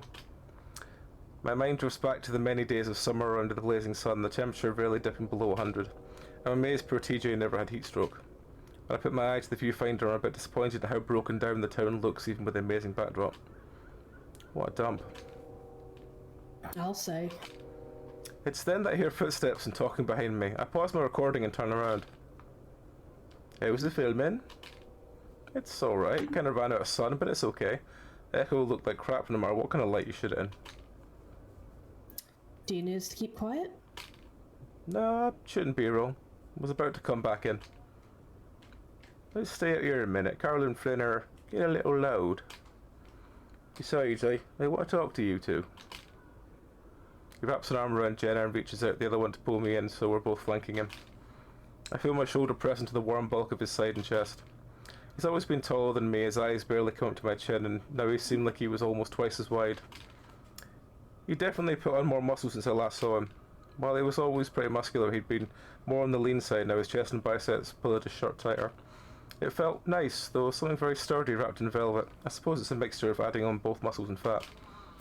I'm at least happy that he's gotten over his little defeat to Jenna. Look at us, the OG crew. Leo's strong voice vibrates in his body into mine. The effect is tranquilizing and I feel myself relax. Together again? The only thing I miss about this town, Leo is referring to the fact that he, Jenna and I were the original 3 in the group of 6 to become friends. Later we would add TJ and then Carl and finally Flynn and Sydney. Leo had been the only one to unite us all. I remember when you first got here, everyone was afraid of you. I remember when I first got here and found a bunch of gringos who wouldn't even talk to each other. We all went to the same schools in Peyton and had our different friends there. When Leo moved in, he thought it was strange that the kids in Echo didn't hang out together. As I entered middle school and high school, I cycled through a ton of different friends, but the ones in Echo always stayed the same. Remember when we'd always have sleepovers at Chase's place? Of course, I'd kick your ass at Claws of Fury all the time. I remember. I used to think you guys were only friends with me for my video games. Many times I've fallen asleep on the flickering old CRTV television set watching the outlay of Jenna and Leo twist side by side as they played. I would wake up hours later only to find them still playing. It was weird. Jenna and Leo got on really well, but there's a bit of competitive streak between the two. And you too. Actually, it's one of the few things that gets Leo genuinely angry. I think he even broke one of my controllers once. How long's it been since we first met? Well, when did you move in? I think it was 2000. So take 2015 and subtract 2000. What does that leave you with, Leo? Oh, sorry. That's fine. I'll do it. Leo looks sideways at me and smirks. There's a flash of a white canine as it appeared from under the lip for a moment. You think yourself a real hotshot now that you're in college, eh? I smirk back. I know my canines aren't as impressive. Pretty much, yeah. Well, you'll always be those little brats to me. I feel Leo's wagging tail swat me in the butt. I'm not really sure how I feel about that. Speaking of which, are you two getting along over there? Jenna looks at me around Leo's broad chest. Yeah, sort of. Yeah, we haven't had any many chances to hang out. Why not? Well, it's college. It's also a pretty large university. I don't even think we've even seen each other in passing. Yeah, things are different, but Jenna, we should do something together soon before you graduate. Definitely. Leo still looks a bit disappointed that me and Jenna aren't keeping up at university, but I don't know why. She had her friends, I had mine. We did talk sometimes. Jenna nudges into Leo, causing us all to sway. And speaking of that, when are you getting back to Mesa? Mesa is the community college in Peyton. Leo was there for a few semesters before taking a break. And by break, I mean he quit. But we'll see. I have to talk to my parents. It's just starting to get really busy. Why don't they hire more people? You know, you could have graduated by now. You could have had your master's by now. Leo sighs. It's about committing to the family business, not the help he needs. Jenna rolls her eyes, blowing some air and ruffling the tuft of fur on her head. Wolves and their families. You should try thinking and speaking for yourself sometimes. If I'd have done that, I'd still be stuck in that crack house. Is crank house? I can't. I'm gonna have to. Sorry. Let me just. That's fine. Jenna flicks her head vaguely in the direction where she used to live. Jenna's the only one aside from Carl who has a family still living in Echo. I wonder if she's going to visit them, even though I'm pretty sure I already know the answer to that. I see Leo tighten his arm around her shoulder, but she goes on without missing a beat. And you could start with our otter here. I look up, caught unawares. Huh? What? Jenna? I'm serious. Jenna puts her paw up in Leo's face, cutting him off. I am not going to spend this entire week with you asking me when or how you should do it. Let's rip off the band-aid now. Chase? Jenna? There's a warning tone in Leo's voice as he pins back his ears and drops his arms from her shoulders. I already know what's happening. It's been a long time coming. I take a step back and fold my arms, looking to the side. Chase, Leo has some things to say to you, and yes, it's about that. Now I'm going to head back in and make sure Carl didn't light up in the bathroom. Jenna? His tone changes to exasperation as Jenna turns on her heel and leaves. Judging by the curl in her tail, I can tell that she's pretty satisfied with what she's just done. I return my attention to the road. I couldn't really bring myself to look at him right now. We both stand there for a minute, 3 feet apart. I hear Leo scuff the ground with his foot and sniff as dust rises up from the ground. I hear him draw a breath a few times as he's going to say something, but ends up blowing it out with a sigh. We were never good at this, probably why it ended up failing like it did. Leo? I'm sorry, Chase. For what? Not talking to you about this when I should have. Talking to Jenna about when it should have been talking to you. He reaches out and sets a paw on my shoulder, the silver anchor on the wrist glinting like just a bit in the fading light. He's smiling at me, but I grit my teeth. Why are you still wearing that? His eyes flick from the bracelet back to my face, expression turning defensive. Why aren't you still wearing yours? Don't you remember what we said? I sigh, looking at the scattering clouds beneath Leo's head, a tinge of soft pink from the fading sun. The sunset is almost the same colour as Leo's fur. Leo, we were teenagers. That's not an answer. He cuts me off when I look back at him. I told you, they weren't love bracelets. They weren't just about our relationship, they were about everything. Our friends, family, memories. Echo. I raise my voice above his, cutting him off this time. They were about Echo, Leo. We stand there for a while and Leo's looking closely at me, expectantly, his ears tip forward. His eyes pierced me like amber shards. It was always hard to look him in the eye during our arguments. What? Do I have to say it? Alright, fine. I fucking hate this place, everything about it. It's the most miserable goddamn place I've ever been. How many places have you been? Enough to know this is miserable. Most everyone here is old obese on welfare, half of them are probably on meth. Leo pulls a deep breath and blows it over my head. I can smell the bell peppers in his breath. No one likes it here, Chase. I mean, it was an anchor. I'm half laughing. Just looking at it made me feel like I'd still tied to this town. I didn't need it reminding me of all this awful stuff. I know it was supposed to symbolise our being each other's rocks or whatever, but it stands for a lot more than that. But a lot of good things happened here too. No one should forget where they came from. Sometimes I wish I could. At this point, Leo's deflated a bit, going into slouch, his ears lowered. But wait, you said was? You didn't get rid? No, I still have it. It's in a drawer in my dorm room. Honestly, if it was anything else, like the infinity bracelets we saw, I wouldn't have trouble wearing it. Well, fuck. You didn't say anything about it when we were buying them. I didn't know it was going to be a problem. Leo takes in a deep breath again before blowing it out, puffing to his cheeks this time. Sorry. Pashida? Don't know. Pushika. Oh, we're trying. It's Spanish. He puts a paw to his eyes and holds them there for a few seconds. It's a pose I'm pretty familiar with. Even though I haven't seen it in a few years, I am hit with a wave of memories, most of me frustrating or embarrassing Leo somehow. We decided on the anchors mostly because they look pretty. Leo had referenced some wolf metaphor on roots and how we're always drawn back to them. Also some bullshit about otters were great sailors, but really it's just the aesthetic. For some reason over the years I've begun to associate the anchor with being stuck in Echo. It was like when I started connecting the anchor to Sydney that I'd taken it off. It was when I started connecting the anchor to Sydney that I'd taken it off. It was too much. Anyway, Leo brings me back to the present and I focus back on him. What I was trying to say was that I'm not okay with how you left. Leo, I said I was sorry and I still am. Or you stopped talking to me for a while. Oh, okay, I was just a kid. I thought it was a good tactic, like Jenna said, rip off the band-aid, you know? We did start talking again. It was more like you punching me in the gut than kicking me in the balls. The problem was you didn't even give me a chance to say it, and or at least tell me why you broke it off. I stay silent for a while, then finally look up, settling my jaw. Like I said, I was young and dumb and didn't know how to handle it. I can keep apologising or we can move on and make the most of this. We only have 1 week and I want to have fun.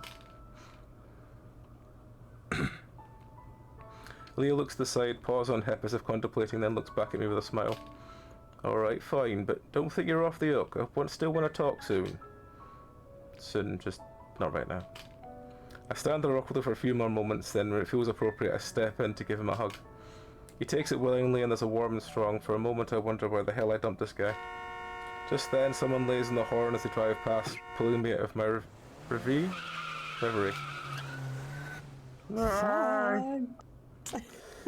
I lean back so I can watch the car speed down the empty road. Leo keeps holding me though, and just chuckles. Echo hasn't changed much, has it?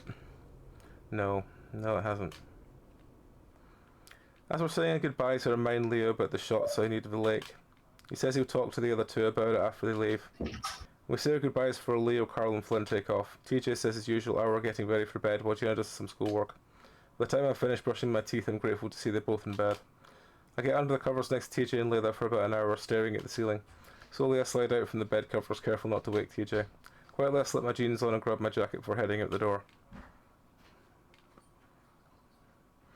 Toby built a small sandcastle next to the lake in the process of digging a moat around it. Jenna drops a few twigs next to it before running off to find more decorations. Flynn is talking to Sydney, pointing at Toby's sandcastle. Sydney looks hesitant but excited. He seems to make up his own mind, suddenly running forward and kicking the top of the tallest sandcastle. It breaks easily with the most of it flying into Toby's face. Toby flinches back, shocked before immediately crying as he rubs at his eyes. Jenna comes running from across the beach, yelling before shoving at Sydney, who's laughing. She turns to Toby, trying to help him clean up his face, but the lynx pushes her away before running towards the trail back to Echo.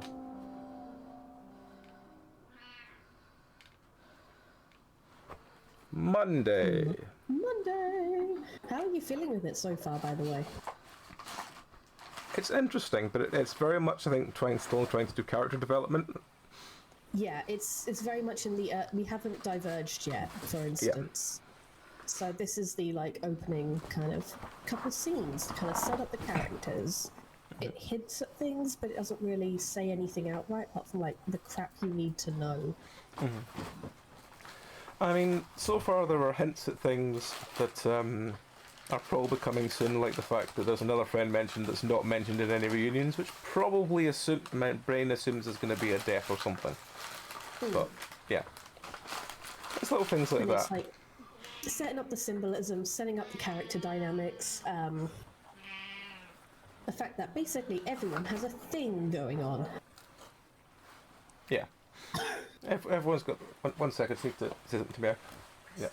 Yes, because they were offering to do a pesto one and I was like, I'll try it. But I also wanted to get the original one. But yes, I'm enjoying it. I'm intrigued to see where it goes. Yeah. It has a kind of, for want of a better term, has a kind of sort of Stephen King approach to it that you've got so long just getting used to the characters before it actually wants to do anything with it. And that's both good and bad in that regard. Luckily, things are going to start happening from now on in. I'm not going to say any more than that. Okay. One thing that I will like to mention, though, is have you noticed how our otter is constantly pining for a swim? Constantly pining for? He wants to go for a swim. Yes. Yeah. Otter doing the thing in his natural habitat, wants to do the thing that he loves but can't because he's in a desert. There is some good symbolism there, and I kind of like it. Again, the queer subtext is gorgeous in this. I have a soft spot for it. It is very good at bringing likable characters on. Yeah. Some of the writing's a little bit weird, like they say something and then this was a joke comes in the context, and you're like, okay. Would have liked to see that in the writing. Yeah. You know? Yeah.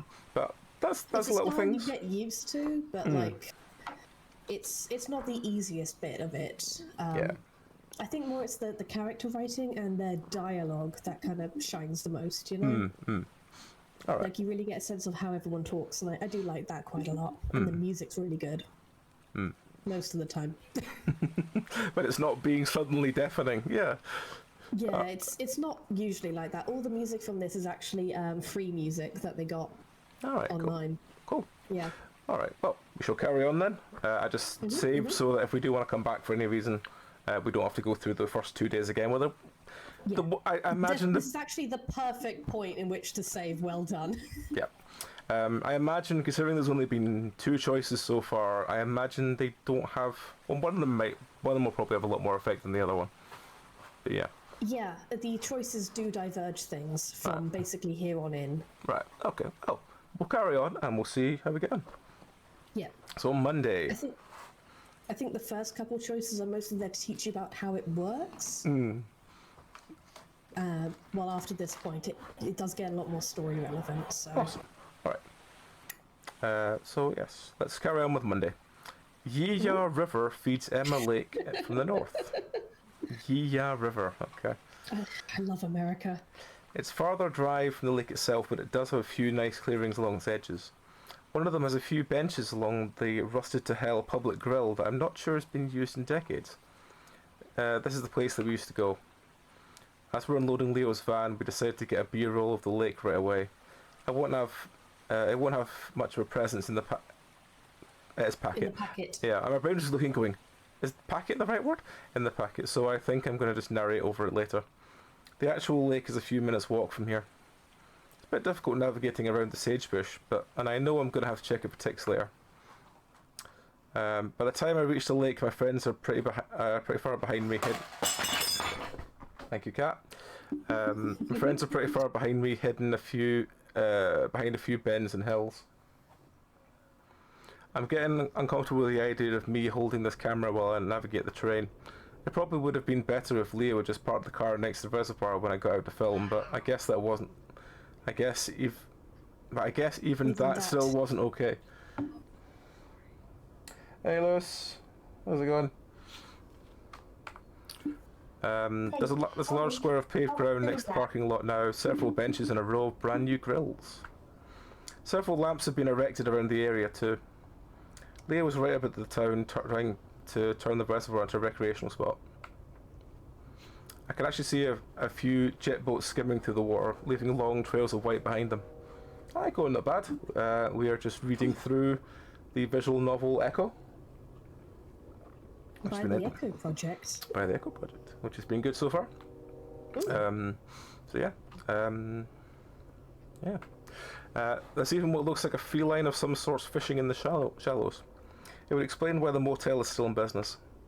Lake Emma is fairly small, only about 12 miles long and 5 wide. Looking around before climbing to the top of a nearby hill can get my shots. Even with a few people there, it's still pretty quiet. Aside from the train horns, it's kind of eerie. I wrap up and start to quickly make my way back. It's hard to explain why I'm getting freaked out in broad daylight with people around. Either it's because of what happened all those years ago, or I'm just psyching myself out. I'm glad to hear my friends' voices again as I get closer. Then again, it sounds like they're fighting. Been acting like a dick all day. Be glad I came here at all. Apparently, it would have been better if you hadn't. Maybe I should just fucking leave then. Sounds a lot more serious than our usual squabbles, so I quicken my pace. They seem to quieten down a bit once they see me coming. TJ's off to the side, looking out over the river, occasionally throwing a rock into it. Carl sits in a lawn chair, one of 6 that have been set out in a semicircle.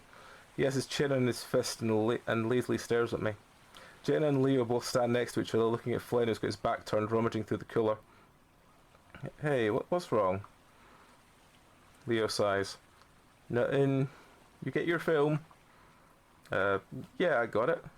Silence is still awkward and I have no idea what the hell to do with myself. I finally realise I'm still holding the camera and decide to put that away. Hey, I was going to go for a quick swim. I haven't been in the water in a while. When we first got here, I was completely disappointed to find the motel didn't have its own swimming pool. Being in Norway, I usually like to swim at least once a day, if not more. It's been 3 days and I'm feeling antsy as hell for it. Flynn finally turns around with a beer in his hand as he cracks it open. It was true that he'd been acting a bit strange today. He'd held the entire trip up by a few hours and he'd finally shown up. His eyes were bleary and he seemed sluggish, like he'd been up all night. When we'd asked if he was alright, he brushed us off. Yeah, thanks for helping set up, Chase. You're about as useful as that fat ass here. He swings his paw holding a beer at Carl. Flynn? So enjoy that swim while I set everything out. Yeah, I will. Make my soda a diet while you're at it.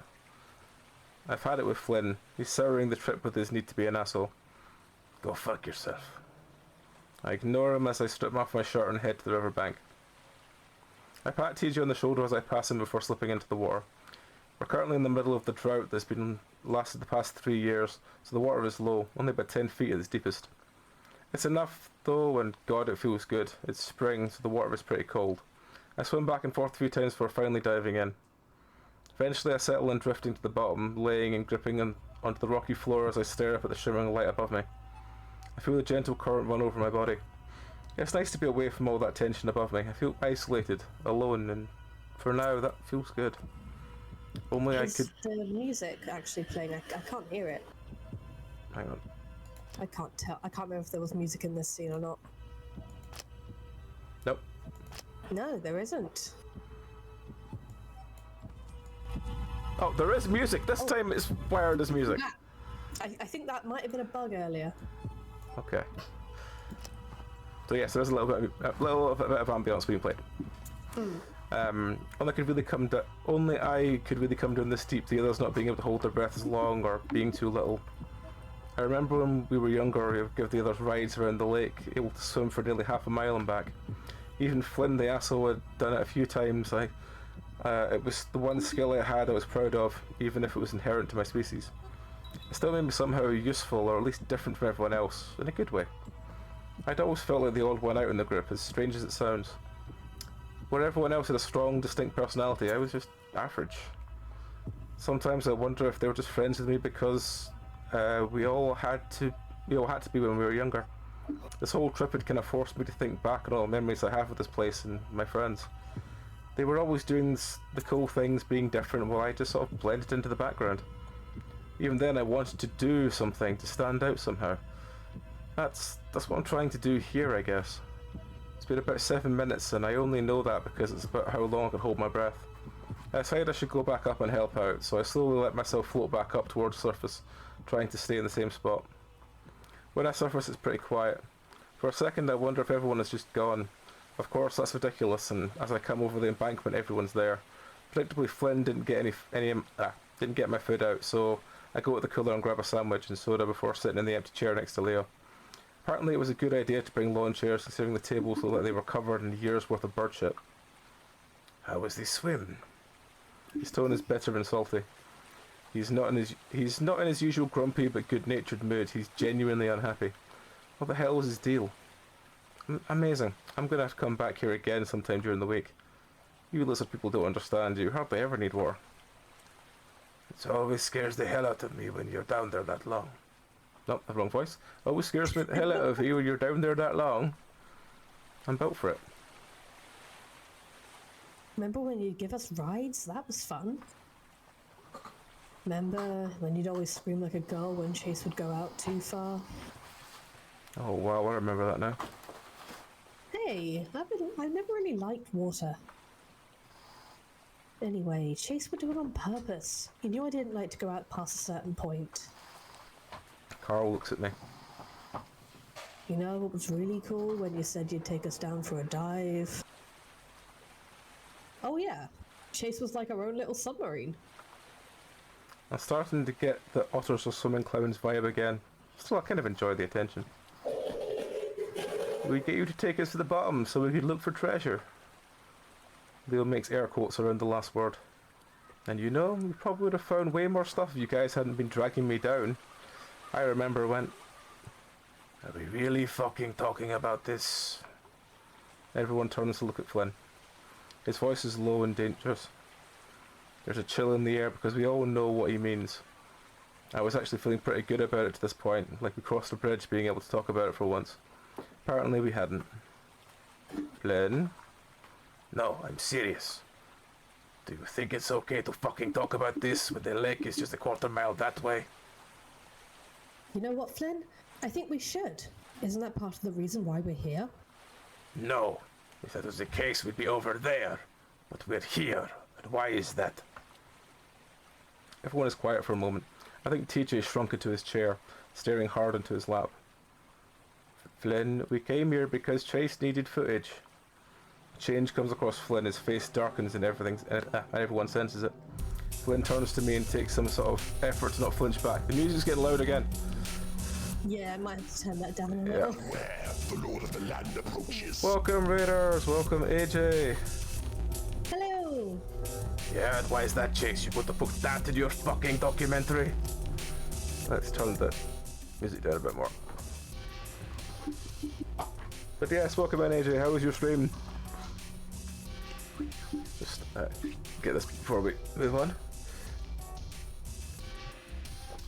So yes, for those joining us, we are Penancerpg. We do lots of weird, wonderful things.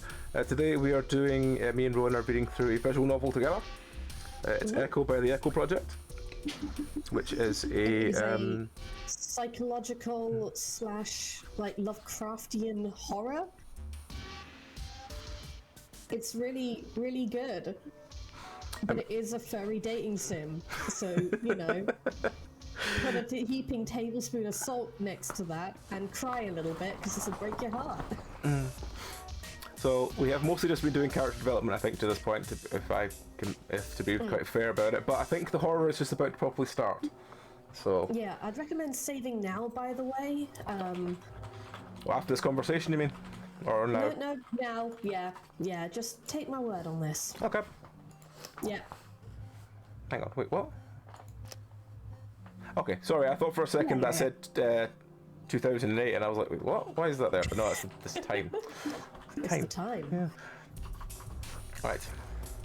No, The context for people just joining is that Chase has met up with friends in Old Town. They are friends. Something bad happened at the lake. This town has secrets. Everything is moving in circles. They are having an argument.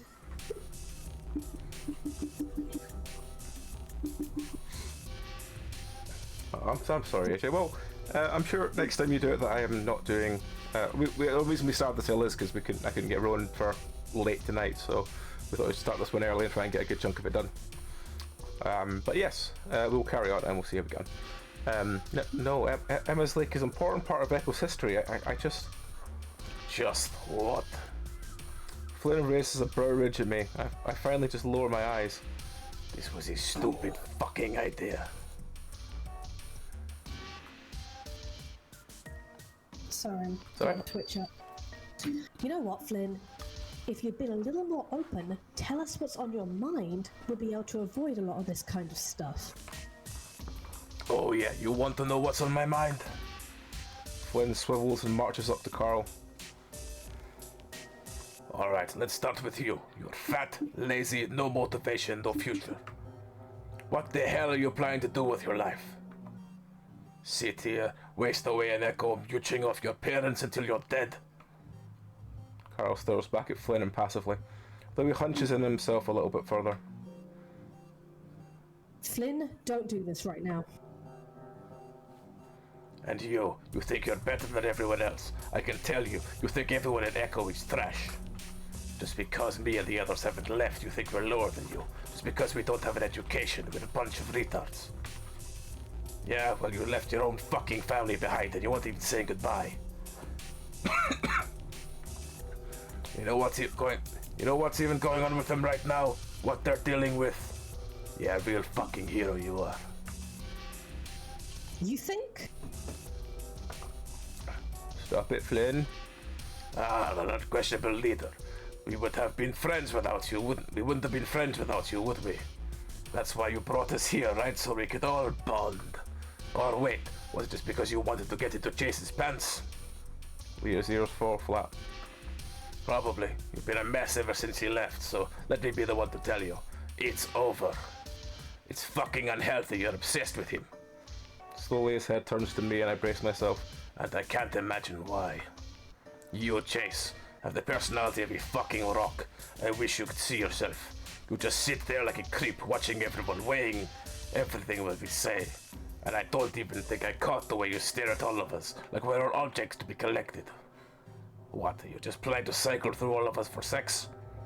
Sure, it seems like it. Flynn stops and exhales. It seems it's all over. I really hope it is. That proves futile though as Flynn slowly turns to TJ. I had silently prayed that the Lynx would make a run for it while Flynn had his attention focused on us, but TJ looks apathetic. Like a statue that has no soul in him. Flynn pauses always, though, as I is at a loss for what to say. Finally, what happened, TJ? Flynn? Leo stands up from his posture. I can tell the wolf is ready for fight. Memories are starting to flow back. TJ, Flynn, thinking that he'd done something to... I stand up as well. Flynn may sound like a hard ass, but physically Leo had him beat easily. Flynn could obviously tell he might have a fight on his hands though. It's been clear he doesn't want that. He drops his shoulder, seemingly to shrink as if invisible strings had been holding him up or cut. He turns towards and gestures at TJ. I just want the truth. Can we put a stop to this today, right now? I don't think you know how much of a nightmare this has been for me, not knowing TJ. TJ flares up at Flynn, muzzle set grimly. What happened to Sydney? It's dead quiet. TJ stares at the lap, not moving. Come on, let's... Flynn holds up a hand towards me, still glaring at TJ. Slowly TJ looks up, his face still stoic, still made of stone. I already told you what happened. Bullshit. Flynn steps forward, but Leo's there to grab the back of Flynn's shirt and swing him around. I dodge out of the way as Flynn is flung back to land on his ass, picking up a cloud of dust. Shit. Flynn, I swear to God, if you start a fight here, I'll drop your stupid ass. Everyone except TJ is standing right now, staring at Flynn. Flynn sits there, glaring up at Leo, obviously weighing his chances. He seems to come up short though as he spits on the side and stands up, brushing off his pants as he turns away. You're all okay with not knowing? Fuck all of you. He turns back around, hands in his pockets, a bitter look in his face. This whole thing was stupid, Leo. We're not even friends anymore. Flynn scuffs the ground before turning and walking towards the trail and goes back to Echo. God damn it, Flynn. Fuck off. Flynn keeps walking, it's pretty clear he isn't coming back. I raise a paw and rub it over my eyes. What was he doing? He's a passionate guy that will sometimes just explode with all his insecurities while running away and hiding for a few days. He scared us all like that before, but that was classic Flynn. But he was especially mean, dark. And that part with TJ, I vaguely remember Flynn having some sort of suspicion, but that had been a long time ago. Had he been sitting on that this whole time? I took a left to see if TJ had gone. Oh sorry, I looked to the left to see TJ has gone. Carl's still sitting down, but now looks like he's pulling out a joint.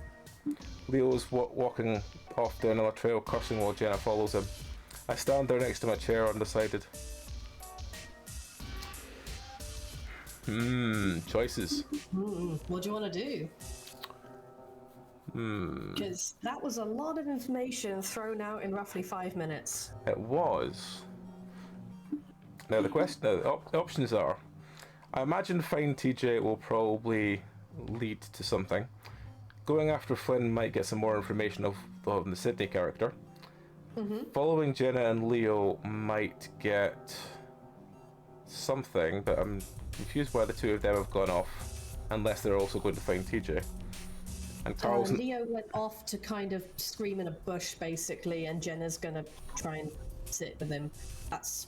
I can tell you that much. Okay. And Carl, I imagine, is probably just gonna sit and be Carl. So it's probably one of the top two. Does anyone in chat have a preference which one we go for? Or do you have a preference which one I go for? I mean, I can tell you what I did, but I'd like to do that after you make your choice. Okay. If you want to go for top 2, I voted A. You voted A. Okay. Does chat have a preference? I'm going to Chat, take a look. chat is only really me out at the moment, and chat is saying potentially find TJ. So I am definitely up between the. Or sit with Carl. A or D. I'm thinking A. I'm thinking A or B. I really am.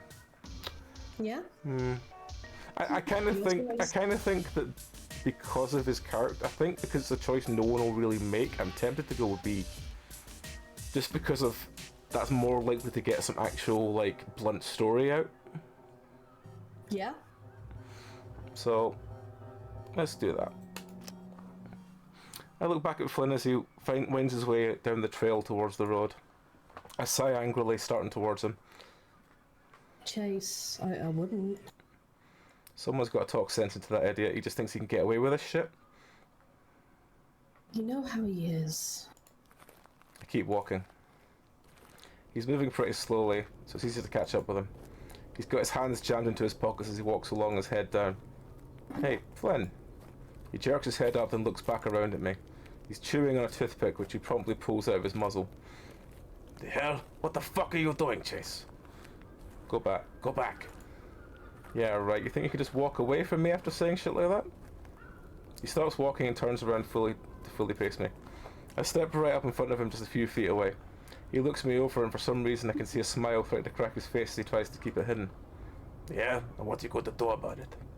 I shrug. Talk? We're having a good time. Why do you have to go and turn everything good? He suddenly steps up close, thrusting his chest out into me. He hits me around the neck and I stumble back. Not in the mood. He sticks his toothpick back in his muzzle before he turns and starts walking away again.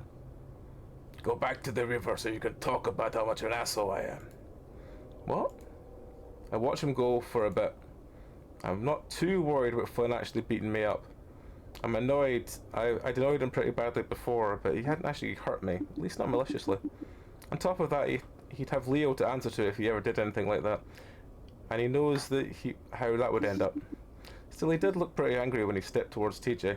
More than I'd ever seen him, probably. Now, it might not have been the best time to do this. Ooh. That's exactly what I expected to happen when you went after him. Yeah. I can't That's why say. That's why I thought A. You can say yes? Yeah, it's interesting if you go with it. What, to keep going, you mean? But it's interesting, but I'm not going to spoil anything, you know? Well, you know, turn back will probably just give us the choices before, so let's just keep going. Screw him. Once again, he thinks he's the active and asshole, he can just brush off whatever he doesn't want to talk to. Well, I'm about to show him exactly what he doesn't work when he's a stubborn after he's a stubborn otter he's up against. I start following him again, do a little jog to catch up. This time Flynn hears me and whirls around, pulling the toothpick out of his mouth again. Your ears filled with water? I said fuck off. I flinch a little under his yelling, but I square my shoulders and walk up to him, standing my ground. Now I'm only 3 feet away. Or what, you gonna hit me? Really? Go on, try it. I look him in the eye and immediately I know I have nothing to worry about. This is Flynn after all, one of my best friends. Whether or not he'd admit to it, our little group is family no matter how much stupid fights we get into. He's trying to scare me though with the way he's leaning over me, glaring. I just smirk up at him. Pretty soon I can see his facade crack. He slumps down, letting out one massive sigh, deflating like a life-size lizard balloon. Fucking otters. What do you want? I want you to stop being a dick. Flynn looks right back at me and glares, some of the posture coming back. What? Oh Christ, you heard me. That is not a good thing to say to me right now. Flynn starts leaning over me again, I lean right back, almost bumping muzzles. Yeah, well, everything you said back there was not a good thing to say. I see the corner of one of his eyes twitch. We're so close I can smell the beer in his breath. I can see that smirk tug at his muzzle again. Coming in for a kiss? He presses even closer and I feel my muzzle flush, but I'm not backing down. I see how it is. You're bored with Leo and now you want some lizard action, huh? No, I just want an explanation. He raises a brow and leans back a little. Of why you're being such a dick when we're all supposed to be having fun. Actually, I think I know exactly what this is. You're trying to prove me wrong. Well, being an obnoxious twit doesn't suddenly mean that you've got a personality. Anyway, they told me to speak my mind. I did. He turns away and starts walking. I quickly catch up and we start walking alongside him. That's not an answer. Besides, even if something's true, it doesn't mean you have to point it out in the middle of everyone's vacation. Flynn keeps walking, opting to glare at the dusty trail. Do you really think I'm just looking to bone all of you? I'm not. Flynn laughs, and for once it's not cynical, it's genuine. I think what you're doing right now isn't helping your case, Chase. What? I'm just trying to figure out what the hell is wrong with you, Flynn. My phone buzzes and I pull it out. Are you okay? Text from Leo. Everything is fine, I'm just trying to talk to Flynn. Flynn snorts from my ear, making me jump. I jerk my phone away and realise he's been reading over my shoulder. What? Wolfie boy thinks I'm going to clock you for being annoying? You almost hit TJ. Almost. At this point we're walking along Lake Emma Road, the trail winding between it and the reservoir itself. There's a little guardrail on the lakeside, but it's rusty and I seriously doubt that it would stop any car that's going over into the lake. Well, 10 minutes and we'd reach the motel. My phone buzzes again as I get a response from Leo. If he does anything, call me. Flynn sighs again. He stops and I turn to face him. He looks sad for once, staring hard at the ground. I just sort of blacked out for a second. I was angry. Uh-huh. That's what murderers say after they kill their exes. Jesus Christ. Well, okay, I fucked up. Yeah, no shit. It's just something that's been fucking with me ever since it happened. That he's not telling the truth. Flynn looks up at me sharply. You know he isn't. Flynn's staring at me hard as he's looking for something, and this time I do look away. Well, what if he is? No, you saw him right after it happened. How scared he was. How he couldn't look at any of us. I have no idea what to say. Flynn never talks about this. Before today was the last time I heard him mention Sydney. It was like 6 years ago. It's just, it really fucks me up. And we thought we could just go back to this stupid fucking lake. He kicks his foot across the ground towards the reservoir. Some pebbles start falling over the steep drop and plopping into the water. It fucked us all up, but Flynn most of all. Look, Flynn, maybe something did happen, something you didn't want to tell us. But it's TJ, you know what kind of person he is. And that's what makes it so fucking shitty. But we were kids, he was like 10 years old, we're different people now. Looking behind Flynn, I see Leo's van coming up the road. Flynn waits for me to go on, but sees me looking back and does so himself. As soon as he sees the van, he folds his arms and turns his head to look across the lake. As he pulls up alongside the window rolled down, I see Jenna in the passenger seat, Leo next to her. Hey, we're heading back. Wanna get in? Flynn doesn't say anything, instead choosing to continue staring at the lake. I decide it's probably a good idea for me to walk with him instead of making him do it alone. No, it's alright, we're just talking. Leo shifts his gaze to Flynn, studying him before turning back to me. Alright, well, text me later, okay? Okay.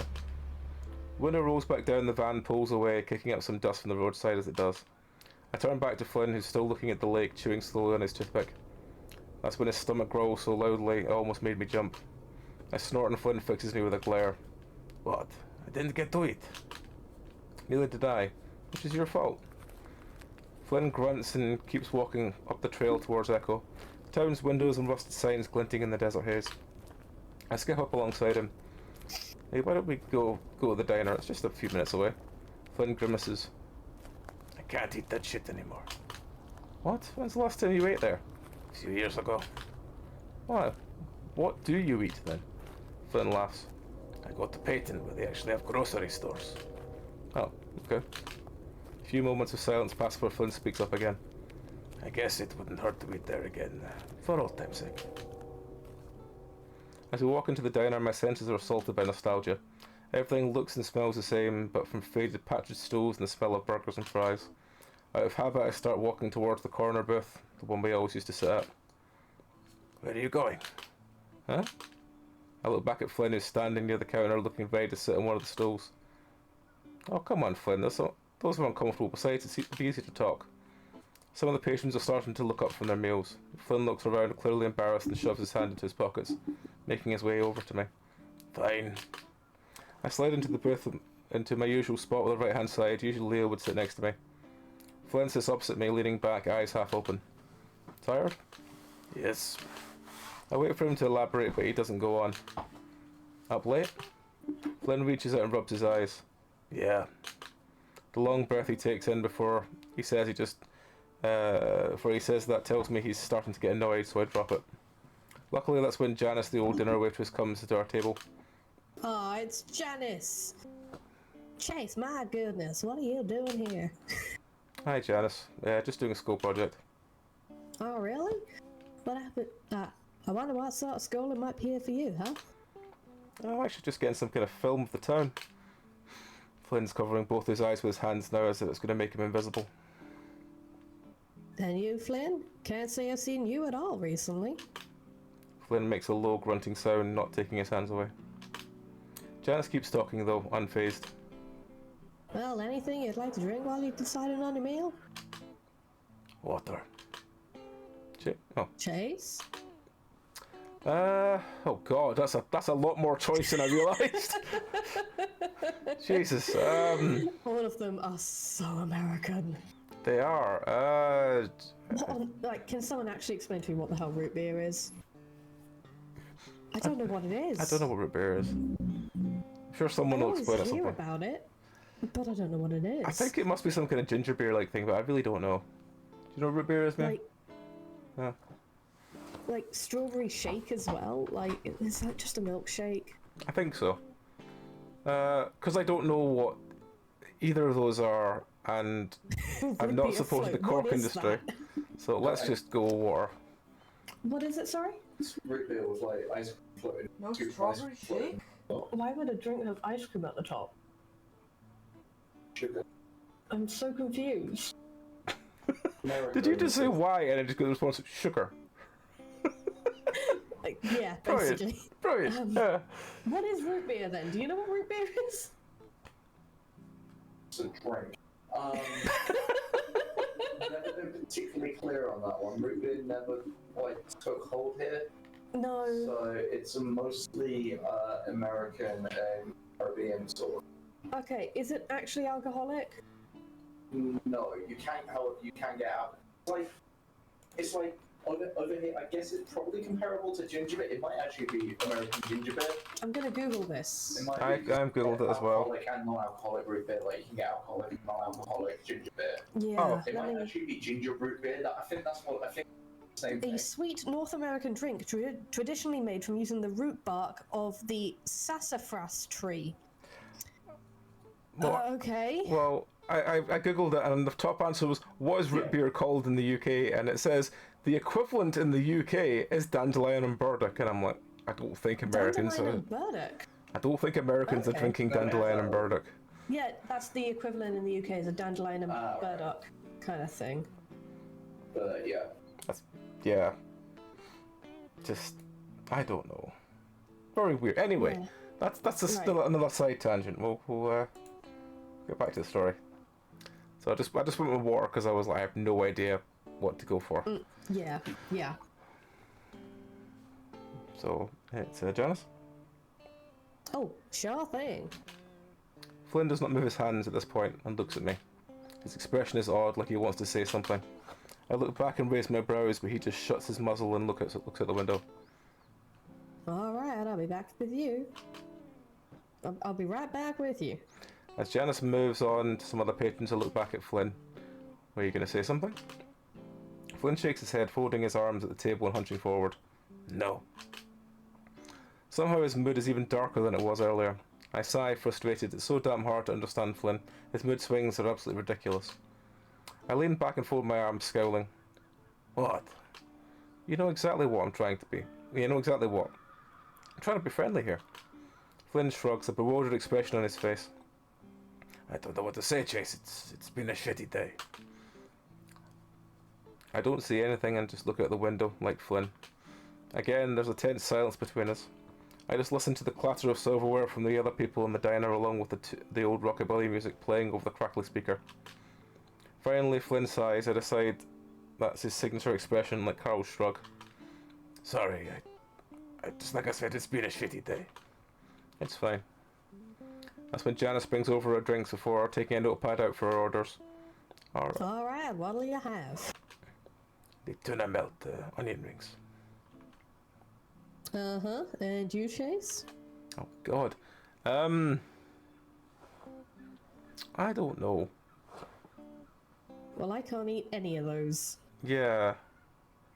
Considering he was talking about beef before, we'll just go with beef. I'll get the roast beef sandwich, please. Alrighty. And what'll you have on the side? Does it really matter? Yes, fries, please. Flynn is staring at me weird, squinting sort of way like he's trying to see something. Great, I'll have it right over. Sit tight. As Janice bustles away, I look at the side, then back at Flynn. What? Flynn keeps squinting, his face incredulous now. Do you really not? He doesn't finish and instead shakes his head. Never mind. Seriously, you're kind of freaking me out. Flynn chuckles and covers his eyes again, rubbing. Same. What the hell is he talking about? I'm opening my mouth to ask again, but he cuts me off. Listen, I've got the day off tomorrow. Do you want to do something? I stare at him, lost for words. First he's acting like a complete douche, and now he's telling me I'm scaring him, and now he's inviting me to hang out with him? Is he what you'd call bipolar? Oh great, we're gonna mentally diagnose people now. I guess. Alright, I'll come by sometime afternoon, maybe with Carl. He doesn't do shit, he should be free. Oh, okay, I guess I could use a break from working on the project for a bit. Flynn goes on to tell me that he and Leo often go out to fish on their days off, but that's actually a lot of fun. He's still trying to get used to the shift in conversation when Janice shows up with her food. Flynn stares down at his giant greasy sandwich while I take a giant bite of mine. Fuck, I'm going to regret this. Why? Tastes great. Well, you're lucky. This kind of food fucks up my stomach. Do you make your own food? Yep. I snort and Flynn looks up sharply. Sorry, it's It's just hard to imagine. Hey, I'm a real good cook. I guess the expression on my face is showing that I don't buy it because he smirks back at me. Fine, sometime this week you're coming over, I'll show you then. I shrug, even though I feel I've won some kind of secret battle we were having. Deal.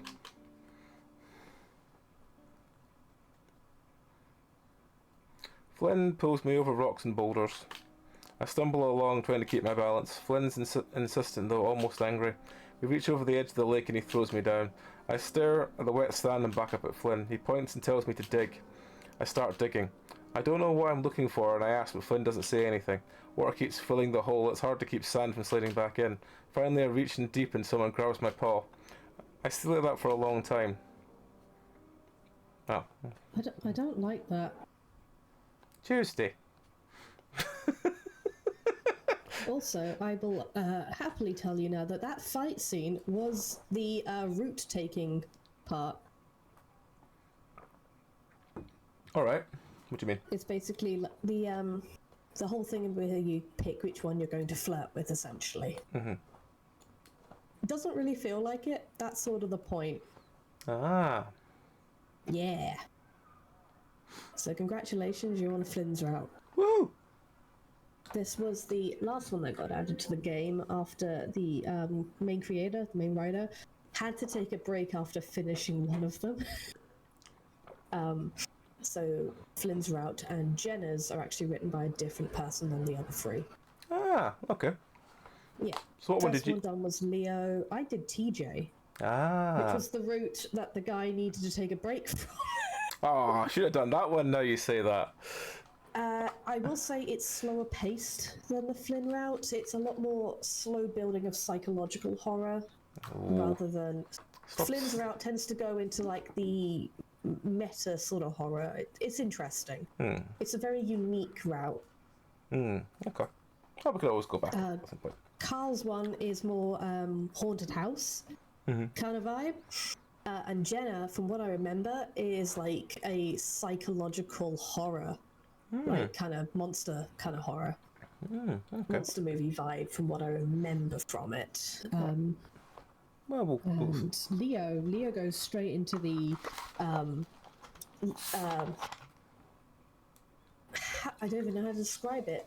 Shining-esque okay. tragedy. It's got a very tragic vibe to it, that one. Well, let's see how we get on with it. And if we, as I said, we could always do alternate endings later on.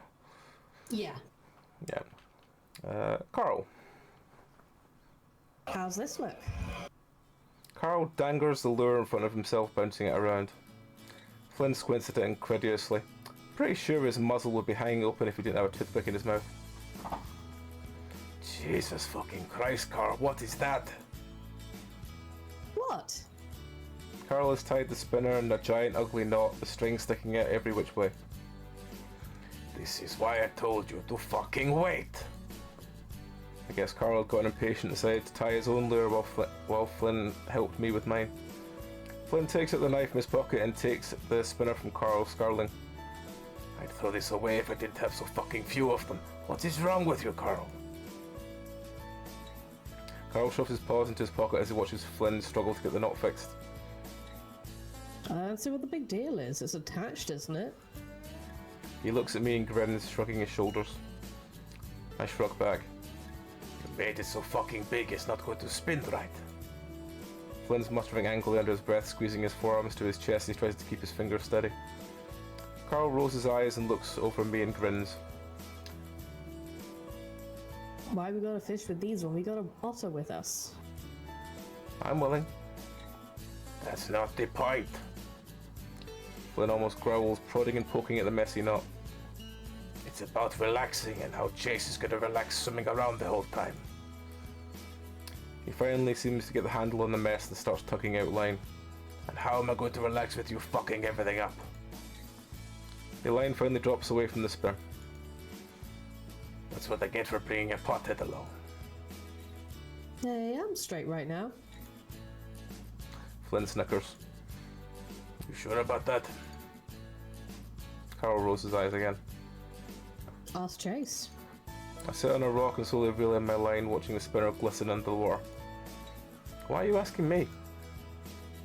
You have, what's it called? Gator? Isn't the idea that everyone has it? He doesn't respond as Flynn starts showing him how he actually tie the line.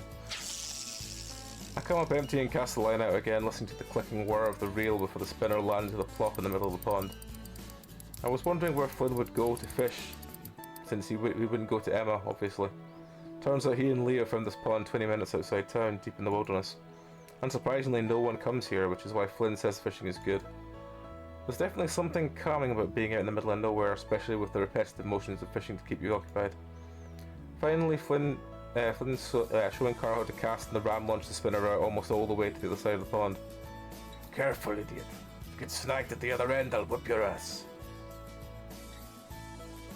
Lay off, Flynn. Carl reels in fast, then casts out again, making a pew sound as he does. Flynn sighs before walking up next to me, watching as I reel in much slower. I feel a little self-conscious with the way he stands over me, worried I'm doing something wrong. Sure enough, he steps forward with his chest until the back as he grips the pole. Grab it above the wheel post, here. He holds the rod, grasps my paw and slides up the pole. That way you can really grip when you catch something. He's right up against my back, arms wrapped around me. I swallow and try and focus on the pole. Alright. I hear him giving a low chuckle under his throat and I glare. Of course he knows what he's doing right now with my paws on the pole. He's probably rubbing in what he said yesterday. I decide to respond by sliding my tail up inside of his leg and feel him shift against me, his chuckle turning into a grunt of surprise. What the hell are you guys doing? Flynn lets go of the pole and steps back as Carl watches us, his face screwed up in exaggerated disgust.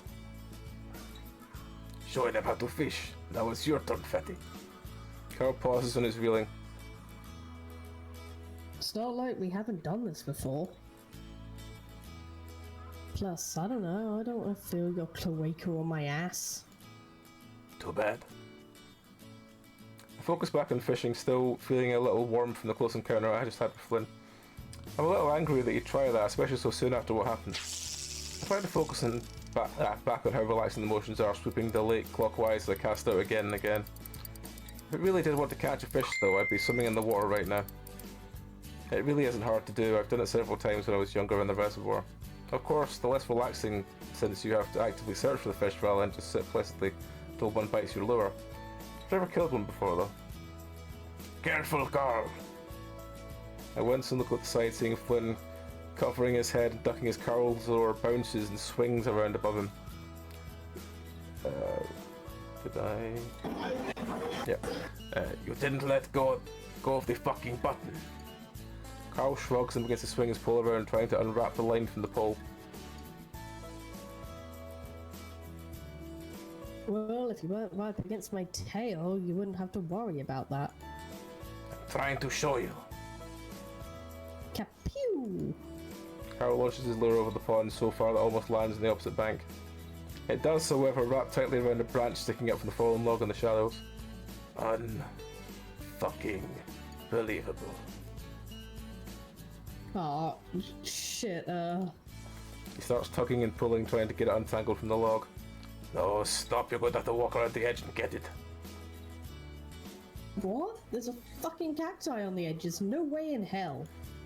Too bad. That's one of my last fucking lures. What? Come on. Carl's shoulders slump as he looks across the pond. I sigh and sit down my pole and start stripping my shirt off, followed by my pants. After a while, I decide to take off my boxers too. It's not like Jen is here.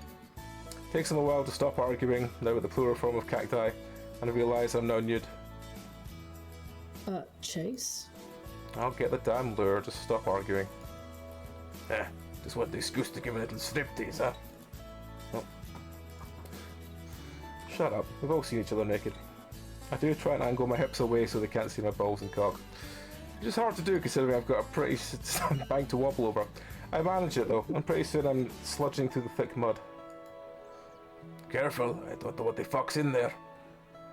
Did you say no one comes here? I don't get his response because I dive in right after that, the familiar feeling of water closing up around me, cutting off air and sound. Again, it's a huge relief to be back in the water when I drift towards the bottom. It's not deep at all, and the water here has a slimy feel to it that I don't like. Still, it's better than nothing, and I undulate slowly across the pond. It doesn't take that long to reach the log, as it's only about 30 feet away. I have to bob a few times to surface to look around though, since the water's too murky to see through. I'm actually kind of starting to regret doing this. I try to remember if I have any cuts or sores I'm going to have to douse with peroxide later. That's when one of my paws bumps the log and I bob back to the surface, wiping a paw across my eyes. I see the line glinting above me, some drops of pond water clinging to it, and I reach up and grasp it between my index and thumb finger, followed by the branch. I have to follow to the branch. I feel Carl give a few tugs. Hey, Chase, Flynn says there's leeches in the pond? I hear a loud smack followed by a yelp. Don't fucking yank it around. You want to snag his eyeball? I ignore them as I search for the lure. I continue to follow the line until I lean over the log and spot the spinner shimmering in the sunlight, the hook wedged in the soft wet wood. It comes out easily and I carefully lift it, making sure I'm out of the way of the hook in case Carl decides to yank the line again. When I turn around, I'm glad to see Flynn has got the pole now. I hold up the lure to show him and let it drop back in the water. Flynn slowly starts reeling back in. I go back in, swimming slowly back to the opposite bank. It's at that point I see a silver flash on the right side of my, to the right of my vision, right of my field of vision. I look over and see a fish swimming lazily over plant life at the bottom of the pond. I pause, but I would have smiled if my mouth wasn't going to fill with pond water. It would be funny after all of time with our lures and poles for me just pop out of the water, fish and paw. I swim over to it slowly, lingering on the side so I won't block the sunlight before diving down and snatching it up. I latched on my claws to keep it from escaping, and I give a little wiggle of delight. It's been a long time since I've done this, but it looks like I've still got it. I turn around and start swimming back to Finn and Carl. That's when I suddenly feel like I'm being watched. It's not like the typical feeling though, this is much more intense. I pause and look back over my shoulder, then forward again. It's pointless because everything's cloudy, I can't see more than a few feet, more than 10 feet. I've sunk down to the bottom of the pond, both my feet resting in the deep muck as I crouch, trying to figure out where this feeling is coming from. It doesn't help that my head is starting to buzz, a tone building in my head that sounds like an orchestra tuning. I haven't been down that long, I should be running out of air. Of course, I should just swim up to the surface where it's bright and safe, but I don't, because this feels too familiar. I think back to when I was 12, playing in the abandoned school with Carl. I was hiding from him in a second floor classroom when I felt this exact feeling. Intense, almost physical, like a hand was grabbing into the back of my neck. I look around again and finally look down at the fish in my paws. And now I know where it's coming from. For I know I'm whipping upwards, breaking to the surface in less than a second and swimming towards my friends. I stumble onto the bank, splashing water everywhere as I do. I'm not holding the fish anymore. What the fuck are you doing? I try to steady my breathing, hoping that they just think it's because I was down too long rather than me being freaked the fuck out. Hart was laughing next to Flynn as I start pressing my paws down my body, trying to speed up the drying process. What? Carl shrugs, but Flynn smacks him upside the head again. He pissed in the water while you were under. Great. Honestly, I don't really care right now. I wouldn't worry about it. You didn't come up near it, and there's probably worse in there anyway. Speaking of which, why don't you go further up the stream and wash up? I don't want you bringing pond shit into my truck. Okay. I sigh and pick up my clothes, just glad that they were seemingly having noticed anything's off. Luckily for me, Flynn's parked right next to the stream, so it's easy to find. It's freezing cold, and though compared to the pond, freezing cold though compared to the pond, so I get washed up quickly. I gasp when I splash in the water over my body, shivering before I stand back and start squeezing the water off my fur again. Everything okay? I jump and look back. Flynn's leaning against the truck, arms folded, watching me. I blush and it was easier to get naked in front of the two of them, but for some reason, it just being Flynn makes it way more embarrassing. I turn back around, placing my tail harder against my ass as I wave my arms up and down, trying to dry off. Yeah, come for a show? Yeah, I always just want to see the naked otter mimicking a bird. Shut up, I'm trying to dry off. Flynn doesn't say anything, so I just turn around, not even bothering to cover up my paws and my hips. Okay, seriously, I do find the character interactions really funny. Also, I'm so sorry, I've got very little to do in this part. It's alright. It's probably because I chose the line that has all the characters I'm voicing. Unfortunately, yeah. I've chosen one of the other ones, you'd probably have more to read. Almost certainly. Okay, seriously, you just come to see... Oh, wrong person. Okay, seriously, you just come to see me naked? He hasn't moved at all, but he cracks a smile. Maybe. I don't let that trip me up and instead thrust my hips out, legs spread. Well, there you go. I got the towel in my truck. He's still smiling, his eyes definitely aren't on mine. Flynn has flirted with me before, even while I was dating Leo. I vaguely remember there being some altercations between the two. I make my way towards the truck again, trying to angle my hips away from him. You really know how to creep a guy out. I lift up on the handle, the door doesn't open. I unlock something shoves hard into the small of my back, then I'm thrown forward to land on the wet splat against the hot metal of Flynn's truck. What the hell? Something tall, skinny and muscular presses up against my back. Chills run down my spine as Flynn's muzzle snuffles into my ear, a low growling in his voice. You really think you could just tease me like that and get away with it? His paws slide up my body between the car and my stomach before moving up my chest. I'm frozen that way, paws against the passenger window, and I stare in shock through at the truck's steering wheel, though I'm not really seeing it. There's a pause, and I think it's because he's waiting for my response to see if I tell him to stop or not. I don't, though I lean my head back into his neck, feeling the entire body break out in goosebumps as he rubs on my chest. You like that, don't you? I respond with a gasp as his sharp teeth graze against one of my stubby ears, his hot breath sending another wave of chills over my skin. His hands slide back down, slowly feeling out my body. Acting like a little slut, you didn't think this was going to happen? I stiffen a little under the remark and lift my tail up again between his legs. You're the one to fucking talk. I'm not completely sure. Well, I'm not completely sure what's going on. If this is a spur-of-the-moment thing, then he's just trying to prove a point. What I do know is, we both want it. Oh, the options! Oh, the options. Yeah, this is a full-on sex scene, I am so sorry. That's fine. I'm sure this is Right. It's the only route that really does it, you Oh, know? for fuck's sake! I choose the one that's not psychological horror and the one that's full-on fucking. Oh, great. Yeah, you picked the the one guy who would do that. Oh, for fuck's sake!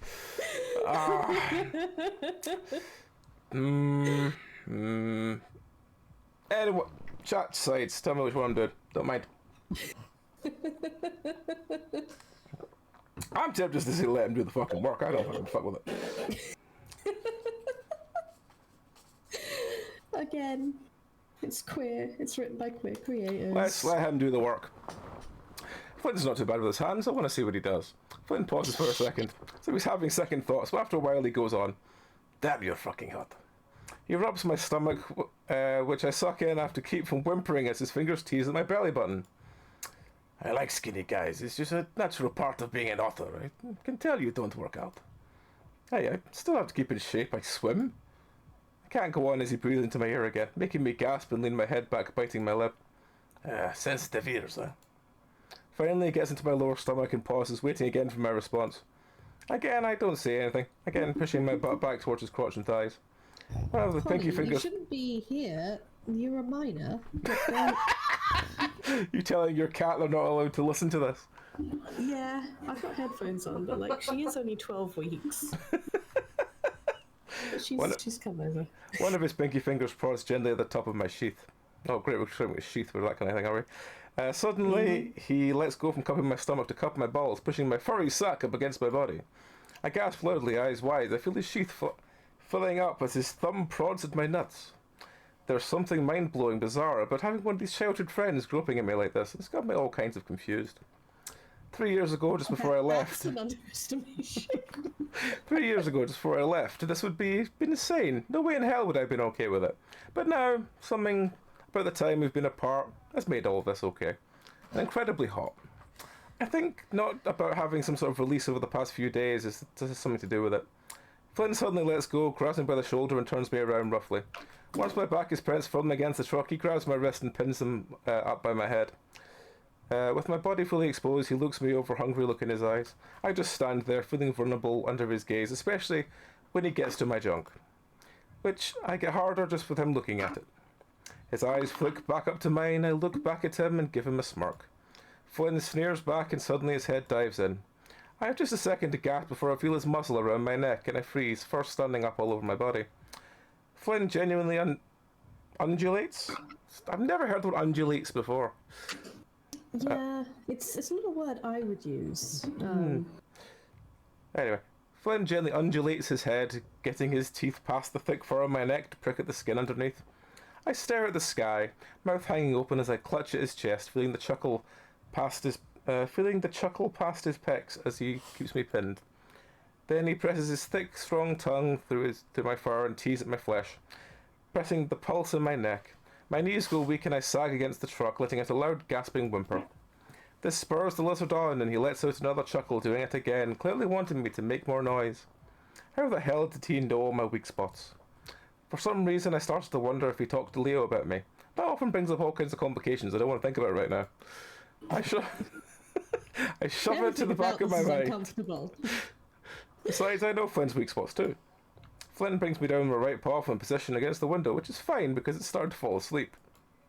But then he presses it against his stomach.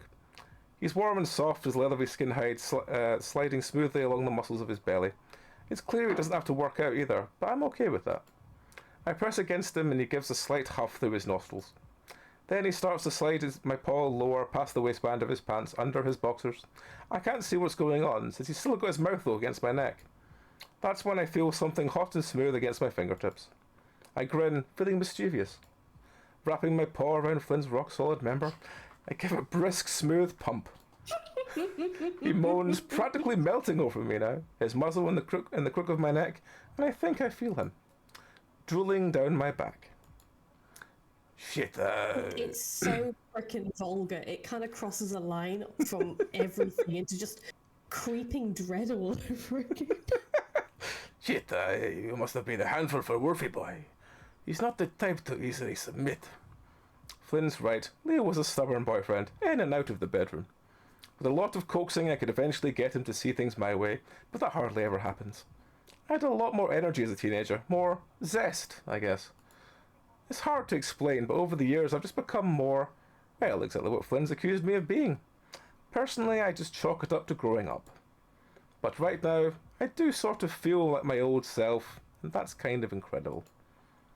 Hey, I'm a versatile otter. I like the trade-off. I grin as Finn guides my paws to his brief, returning a smirk. Oh, I get choices! Wonderful! I do feel like Flynn's route in particular uses just gratuitous sex to make you uncomfortable. Also, fun fact about Jenna's route, the one sex scene with her is entirely skippable, so to not creep out a gay male audience. Huh. That's certainly something. That is something. In fairness, it's not the worst I've heard so far. I have definitely seen worse. I mean, on it's AO3. at least the way it's written so far is at least interesting. It's not, you know, it's not completely off-putting, and it's not. It has that kind of like. It has that kind of like you're just listening to people get mentally distracted while something else is going on, but it's not full dissociation. I Yeah, guess. it's like they're kind of vaguely thinking about things in the background, you know? Yeah.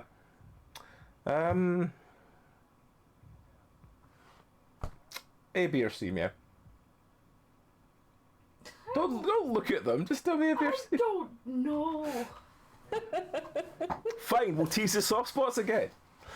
I was about to place my paws in his torso when Flynn suddenly pulls back. He lets go of my wrist, an expression on his face strange. He's looking for something. I'm confused, some sort of slack-jawed as I stare back at him. What? Slowly his expression becomes more resolute, as dark as he steps back further away from me, folding his arms. Nothing, I just realised Carl could see us. We shouldn't have done this here. Huh? He's acting like I started this. I'm feeling self-conscious now that he's clearly not interested in continuing. I turn away slightly, one paw against the car and angle my body so he can't see my dick anymore. I look back over my shoulder at him, feeling myself getting angrier. Hey, you're the one... But he's already turned around and heading back towards the pond. I watch him go, feeling bewildered and even a little hurt. Asshole. I mutter under my breath. Using the literal genre of what we are reading to elicit feelings of being uncomfortable and horror. It's really fucking cool. Did he stop because he decided I wasn't up to his standards? The idea hurts even more because I imagine those are pretty low. I stand there for a while longer, feeling like a complete idiot, before finally heading back to the stream. I picked up all kinds of shit from smearing my body against his dirty truck. I'll be sure to not let him take advantage of me so easily again. We headed down Elizabeth Street after dropping Carl off. Drive only a little awkward. Finn's really good at acting like nothing's wrong when he wants to, and I'm totally fine with that right now. That's when I see a set of familiar ears through the window of the convenience store. Hey, is that... Sorry, hey, yeah, it's on. Hey, is that TJ? Flynn ducks his head to look at my window. Looks like it. He flips a U-turn, which isn't a big deal since no one on the road, and pulls out of the parking lot. What are you doing? Stopping to say hi? Oh, okay, I guess I need to buy some stuff anyway. Look out the window so Flynn can't see the look on my face. I already know that it's a bad idea. TJ's at the register and his ears flick in our direction before he turns to see us. First he smiles when he sees me, but then his ears fall flat and he sees Flynn come in behind me. Jenna pokes her head from behind TJ, and now I know this is a really bad idea. They're both a little dirty and TJ has his backpack on. I wave at them to let them know I've seen them before moving towards the back of the store. I need to get some bottled water since I don't really like drinking from the faucet at the motel. I hear Flynn say something as he walks up to them. I certainly hope by the time I get back everything will be magically resolved. Because the old corner market close is the only place where you can buy food aside from the diner. Looking around at the selection, I can see why Flynn takes a 30-minute drive to Peyton to get his food. I grab a few water bottles and head back to the front. My hopes of resolution are dashed as I see the awkward situation unfolding in front of me. TJ is standing on the other side of Jenna now, keeping her between him and Flynn. No one's saying anything as I get to the register, the air tense, and TJ fidgeting with his facial fur. As I pull out my wallet to look over at Jenna. Hey, so how was your hike? Fine. Hot. Ah. A red fox I don't recognise takes the $2 I hand to him. I feel Flynn shift around next to me, then I hear him take out a breath. Hey, Tej, did you... Hey, Flynn, did you forget what happened yesterday? I cringe. Jenna's tone is sharp and now I just wish I could turn invisible. Huh? Can't you tell he doesn't want to talk to you? Flynn doesn't say anything. The tension is so thick in the air I can feel I'm back in the slimy pond. The cashier fox pauses in handing me my change, staring at Flynn and Jenna. Thanks. I almost yell as I reach out for the money, as if the volume of my voice will make everyone forget and provide Flynn the opportunity to escape. It doesn't work. We're not kids anymore, Flynn. You can't just treat us like crap and expect us to act like it's okay when you decide we're worth talking to again. Flynn hunches forward, staring off the side towards the back of the store. TJ suddenly heads for the door, and I can see his face twitching as he passes me. Jenna follows him, past Flynn, before turning around as she reaches the door. If you want to talk to us again, then you're going to have to act like an adult and apologize.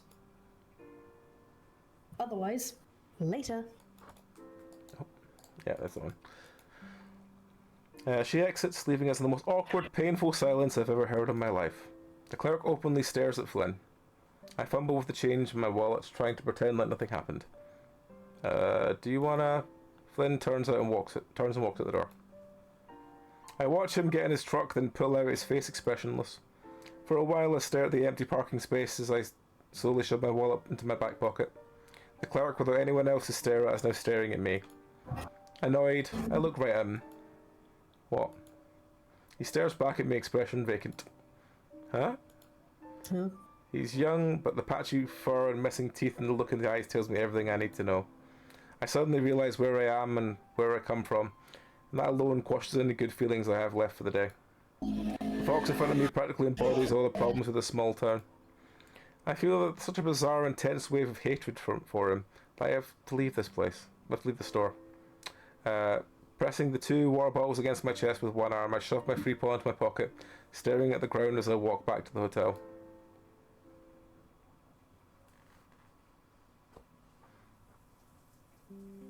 I'm sick of him thinking that he can do whatever he wants without any sort of consequence. Jenna rustles around in the drawer before using her hip to close it with a snap as she turns to me. I'll apologise to him once he apologises for ruining the trip. I open my mouth, then close it again. Of course, asking Jenna to make up with Flynn is a lost cause. It's like asking Carl to take off his beanie. Sitting on the bed, I glance at the bathroom door with the faint sound of TJ's shower coming from within. I hear Jenna sigh before the bed wobbles as she takes a seat next to me. I'd probably feel bad if he hadn't fucked everything up already. I rub the back of my neck with my hand, trying to think of something I can say to convince her. It's just that Flynn is always like that. He doesn't mean anything bad. Yeah, well, I'm sick of having to deal with it. He needs to learn how not to talk to like an asshole. This is one of the reasons why Flynn never fucks with Jenna, or really says anything to her at all. She's kind of exempt from the whole unspoken pact we made to just let Flynn's dickishness slide. Even sensitive TJ accepts it and takes the playful ripping well enough. I hear the shower shut off, followed by the high-powered whoosh of the hotel's cheap dryer. Being a lynx, TJ probably has to stand in that thing for a good 10 minutes before he was even damp. We're adults now. If he wants to get anywhere in life, he needs to shape up. He's getting along alright. Jenna snorts. Yeah, if he's planning to stay here for the rest of his life. I mean, what's wrong with that? I can tell Jenna's giving me the look, but I don't give her the satisfaction of turning my head to see it. Seriously? Anyway, it's clearly a defense mechanism. He feels vulnerable without his I'm an asshole blanket. I mean, you're not a psychiatrist yet, Jenna. I'm not going to be a psychiatrist, but you don't need a psych degree to see it. I don't respond, not seeing the point in arguing about Flynn any further. Jenna stretches, then gets up and goes over to her laptop and the small table while I lay back on the bed, closing my eyes. Absent-mindedly, I pull my phone out, discovering a text from Leo. I forgot to tell you that we're having a surprise party for Carl tomorrow. I frown and type out a quick response. You're telling us now? It's not until next month. What's up? Jenna's looking up from her laptop at the expression on my face. Leo says we're having a surprise party for Carl tomorrow. Oh yeah? You knew? Yeah, well, Leo told us on the drive back. From the river. My phone buzzes again. Sorry, if I click the wrong mouse button, it goes back one. Yeah. My phone buzzes again. Sorry, but we're going to the store tomorrow to get some presents, so don't worry about it. I frown. This is kind of weird. A whole month early? Jenna shrugs and looks back down at her laptop. Something to do, I guess. I guess. I type in another response to Leo again. You got the squiggles at the moment. I have a lot to do tomorrow. I was planning to go get some footage in the morning. Leo's always been weird. Do you follow any of his accounts? He's always posting pics of his food and stuff. My phone buzzes again. I guess I can get a present for you, but you're definitely gonna go into the party and then we're gonna go out to see a movie. Sorry. I guess you can get a present for you, but you're definitely going to the party and then we're going out to see a movie. Suppose that doesn't sound too bad as long as I'm able to get at least something done with the project. Something is still bothering me about the whole get-together though. I can go to the party, but I might need to stay and do some project stuff. What about Flynn? I said that one with some hesitation, feeling like me and Leo are conspiring behind Flynn's back. Then I remembered what I did behind Leo's back with Flynn, and my toes curled reflexively in a cringe. Yeah, technically it's none of Leo's business what I do, but it doesn't change the feeling of wrongness I have about it. I toyed with the idea of texting Flynn as well, but knowing him, he probably won't respond right now. I am sorry to you, at least. I look up from my phone at Jenna, who's clocking busily away at her laptop. Or clacking busily away at her laptop. For what? Her typing pauses. Because pissing Flynn off like that is just going to make this an even shittier vacation. I sigh and look back down at the phone, waiting for Leo's response. Well, I don't know, I guess he needed to hear it from someone. My phone buzzed again. I had a talk with him, it's fine. I'm about to say something. Again. I'm about to say something to Jenna, but I can hear TJ start to open the door, and I just shut my mouth, close my eyes again.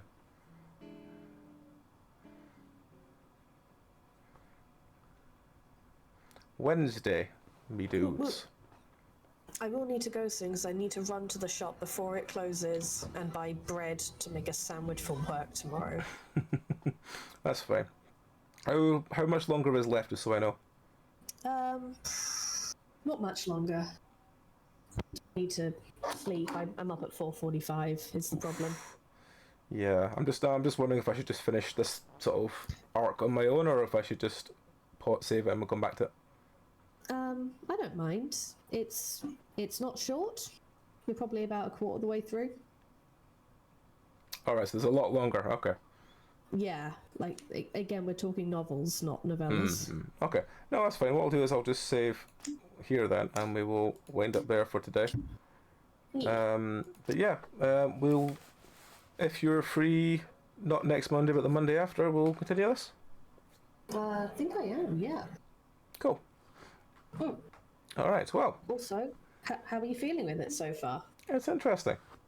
I'm intrigued to see where it's going to go. Got any, theories about where it's going to go? Not really yet. I kind of get the feeling that there's, well, I kind of get the feeling there's meant to be something that's going to, a sort of shoe drop moment coming relatively soon as everything sort of begins to unfold. Yeah, there's kind of a few of them in Flynn's run. It gets very mind-bendy. Okay. Well, yeah. We shall see where this goes next time.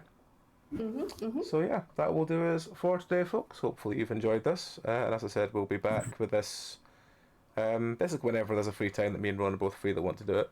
We'll be back with it. Yeah, Mondays are good. If Mondays are good, then whenever we're doing, whenever we're not doing Verlasting, I'll see if you're free and we'll do it then. I'm actually going on holiday next week, so. Alright, yeah. Yay! Yeah.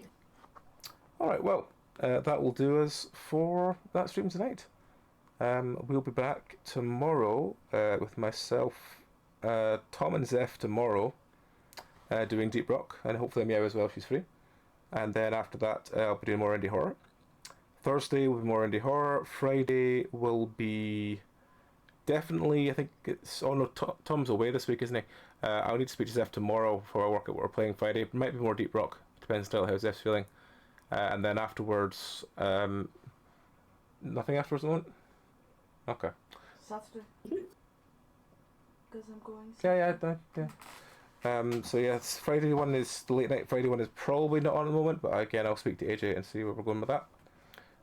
Then Sunday will be Dark Tide. Next Monday will be Everlasting Week. So yeah, that's the next week. So yeah, thank you everyone for watching along. If anyone has anything in chat they want to say about this before we wind up, I'm more than happy to give her some ideas. But if not, we will find someone to raid out to. What could we raid out to? What's the options? Quite a few people on. Someone playing Zelda. Someone playing Fallout 76. So everyone's playing games that I'm like, Fallout's kind of cool. yeah. I'm just trying to find something that isn't completely genre jarring from what we've been through. I know very few things are going to be similar vein, but you know what I mean. Yeah, it's it's Echo. It's Echo. Yeah. It's Echo. But as I said, we will continue with this. I'll put this in the schedule actually then for Mondays and not for last weeks for a while, and we'll see how we get on with it. But yes, we will raid to. We'll raid over to Part of the Damned, who are doing. I think he says he's doing Fallout. He's actually watching some sort of aerobics videos. So, sure. Okay. We'll go awkwardly stand there and go, "Oh hi," as he's doing that. So yeah, we'll raid over him. But yes, thank you everyone for watching along today. Hope you have all enjoyed, and hopefully, if we do more of these in future, you'll join us for them. So yeah, take care, folks. Catch you later. Have a good one.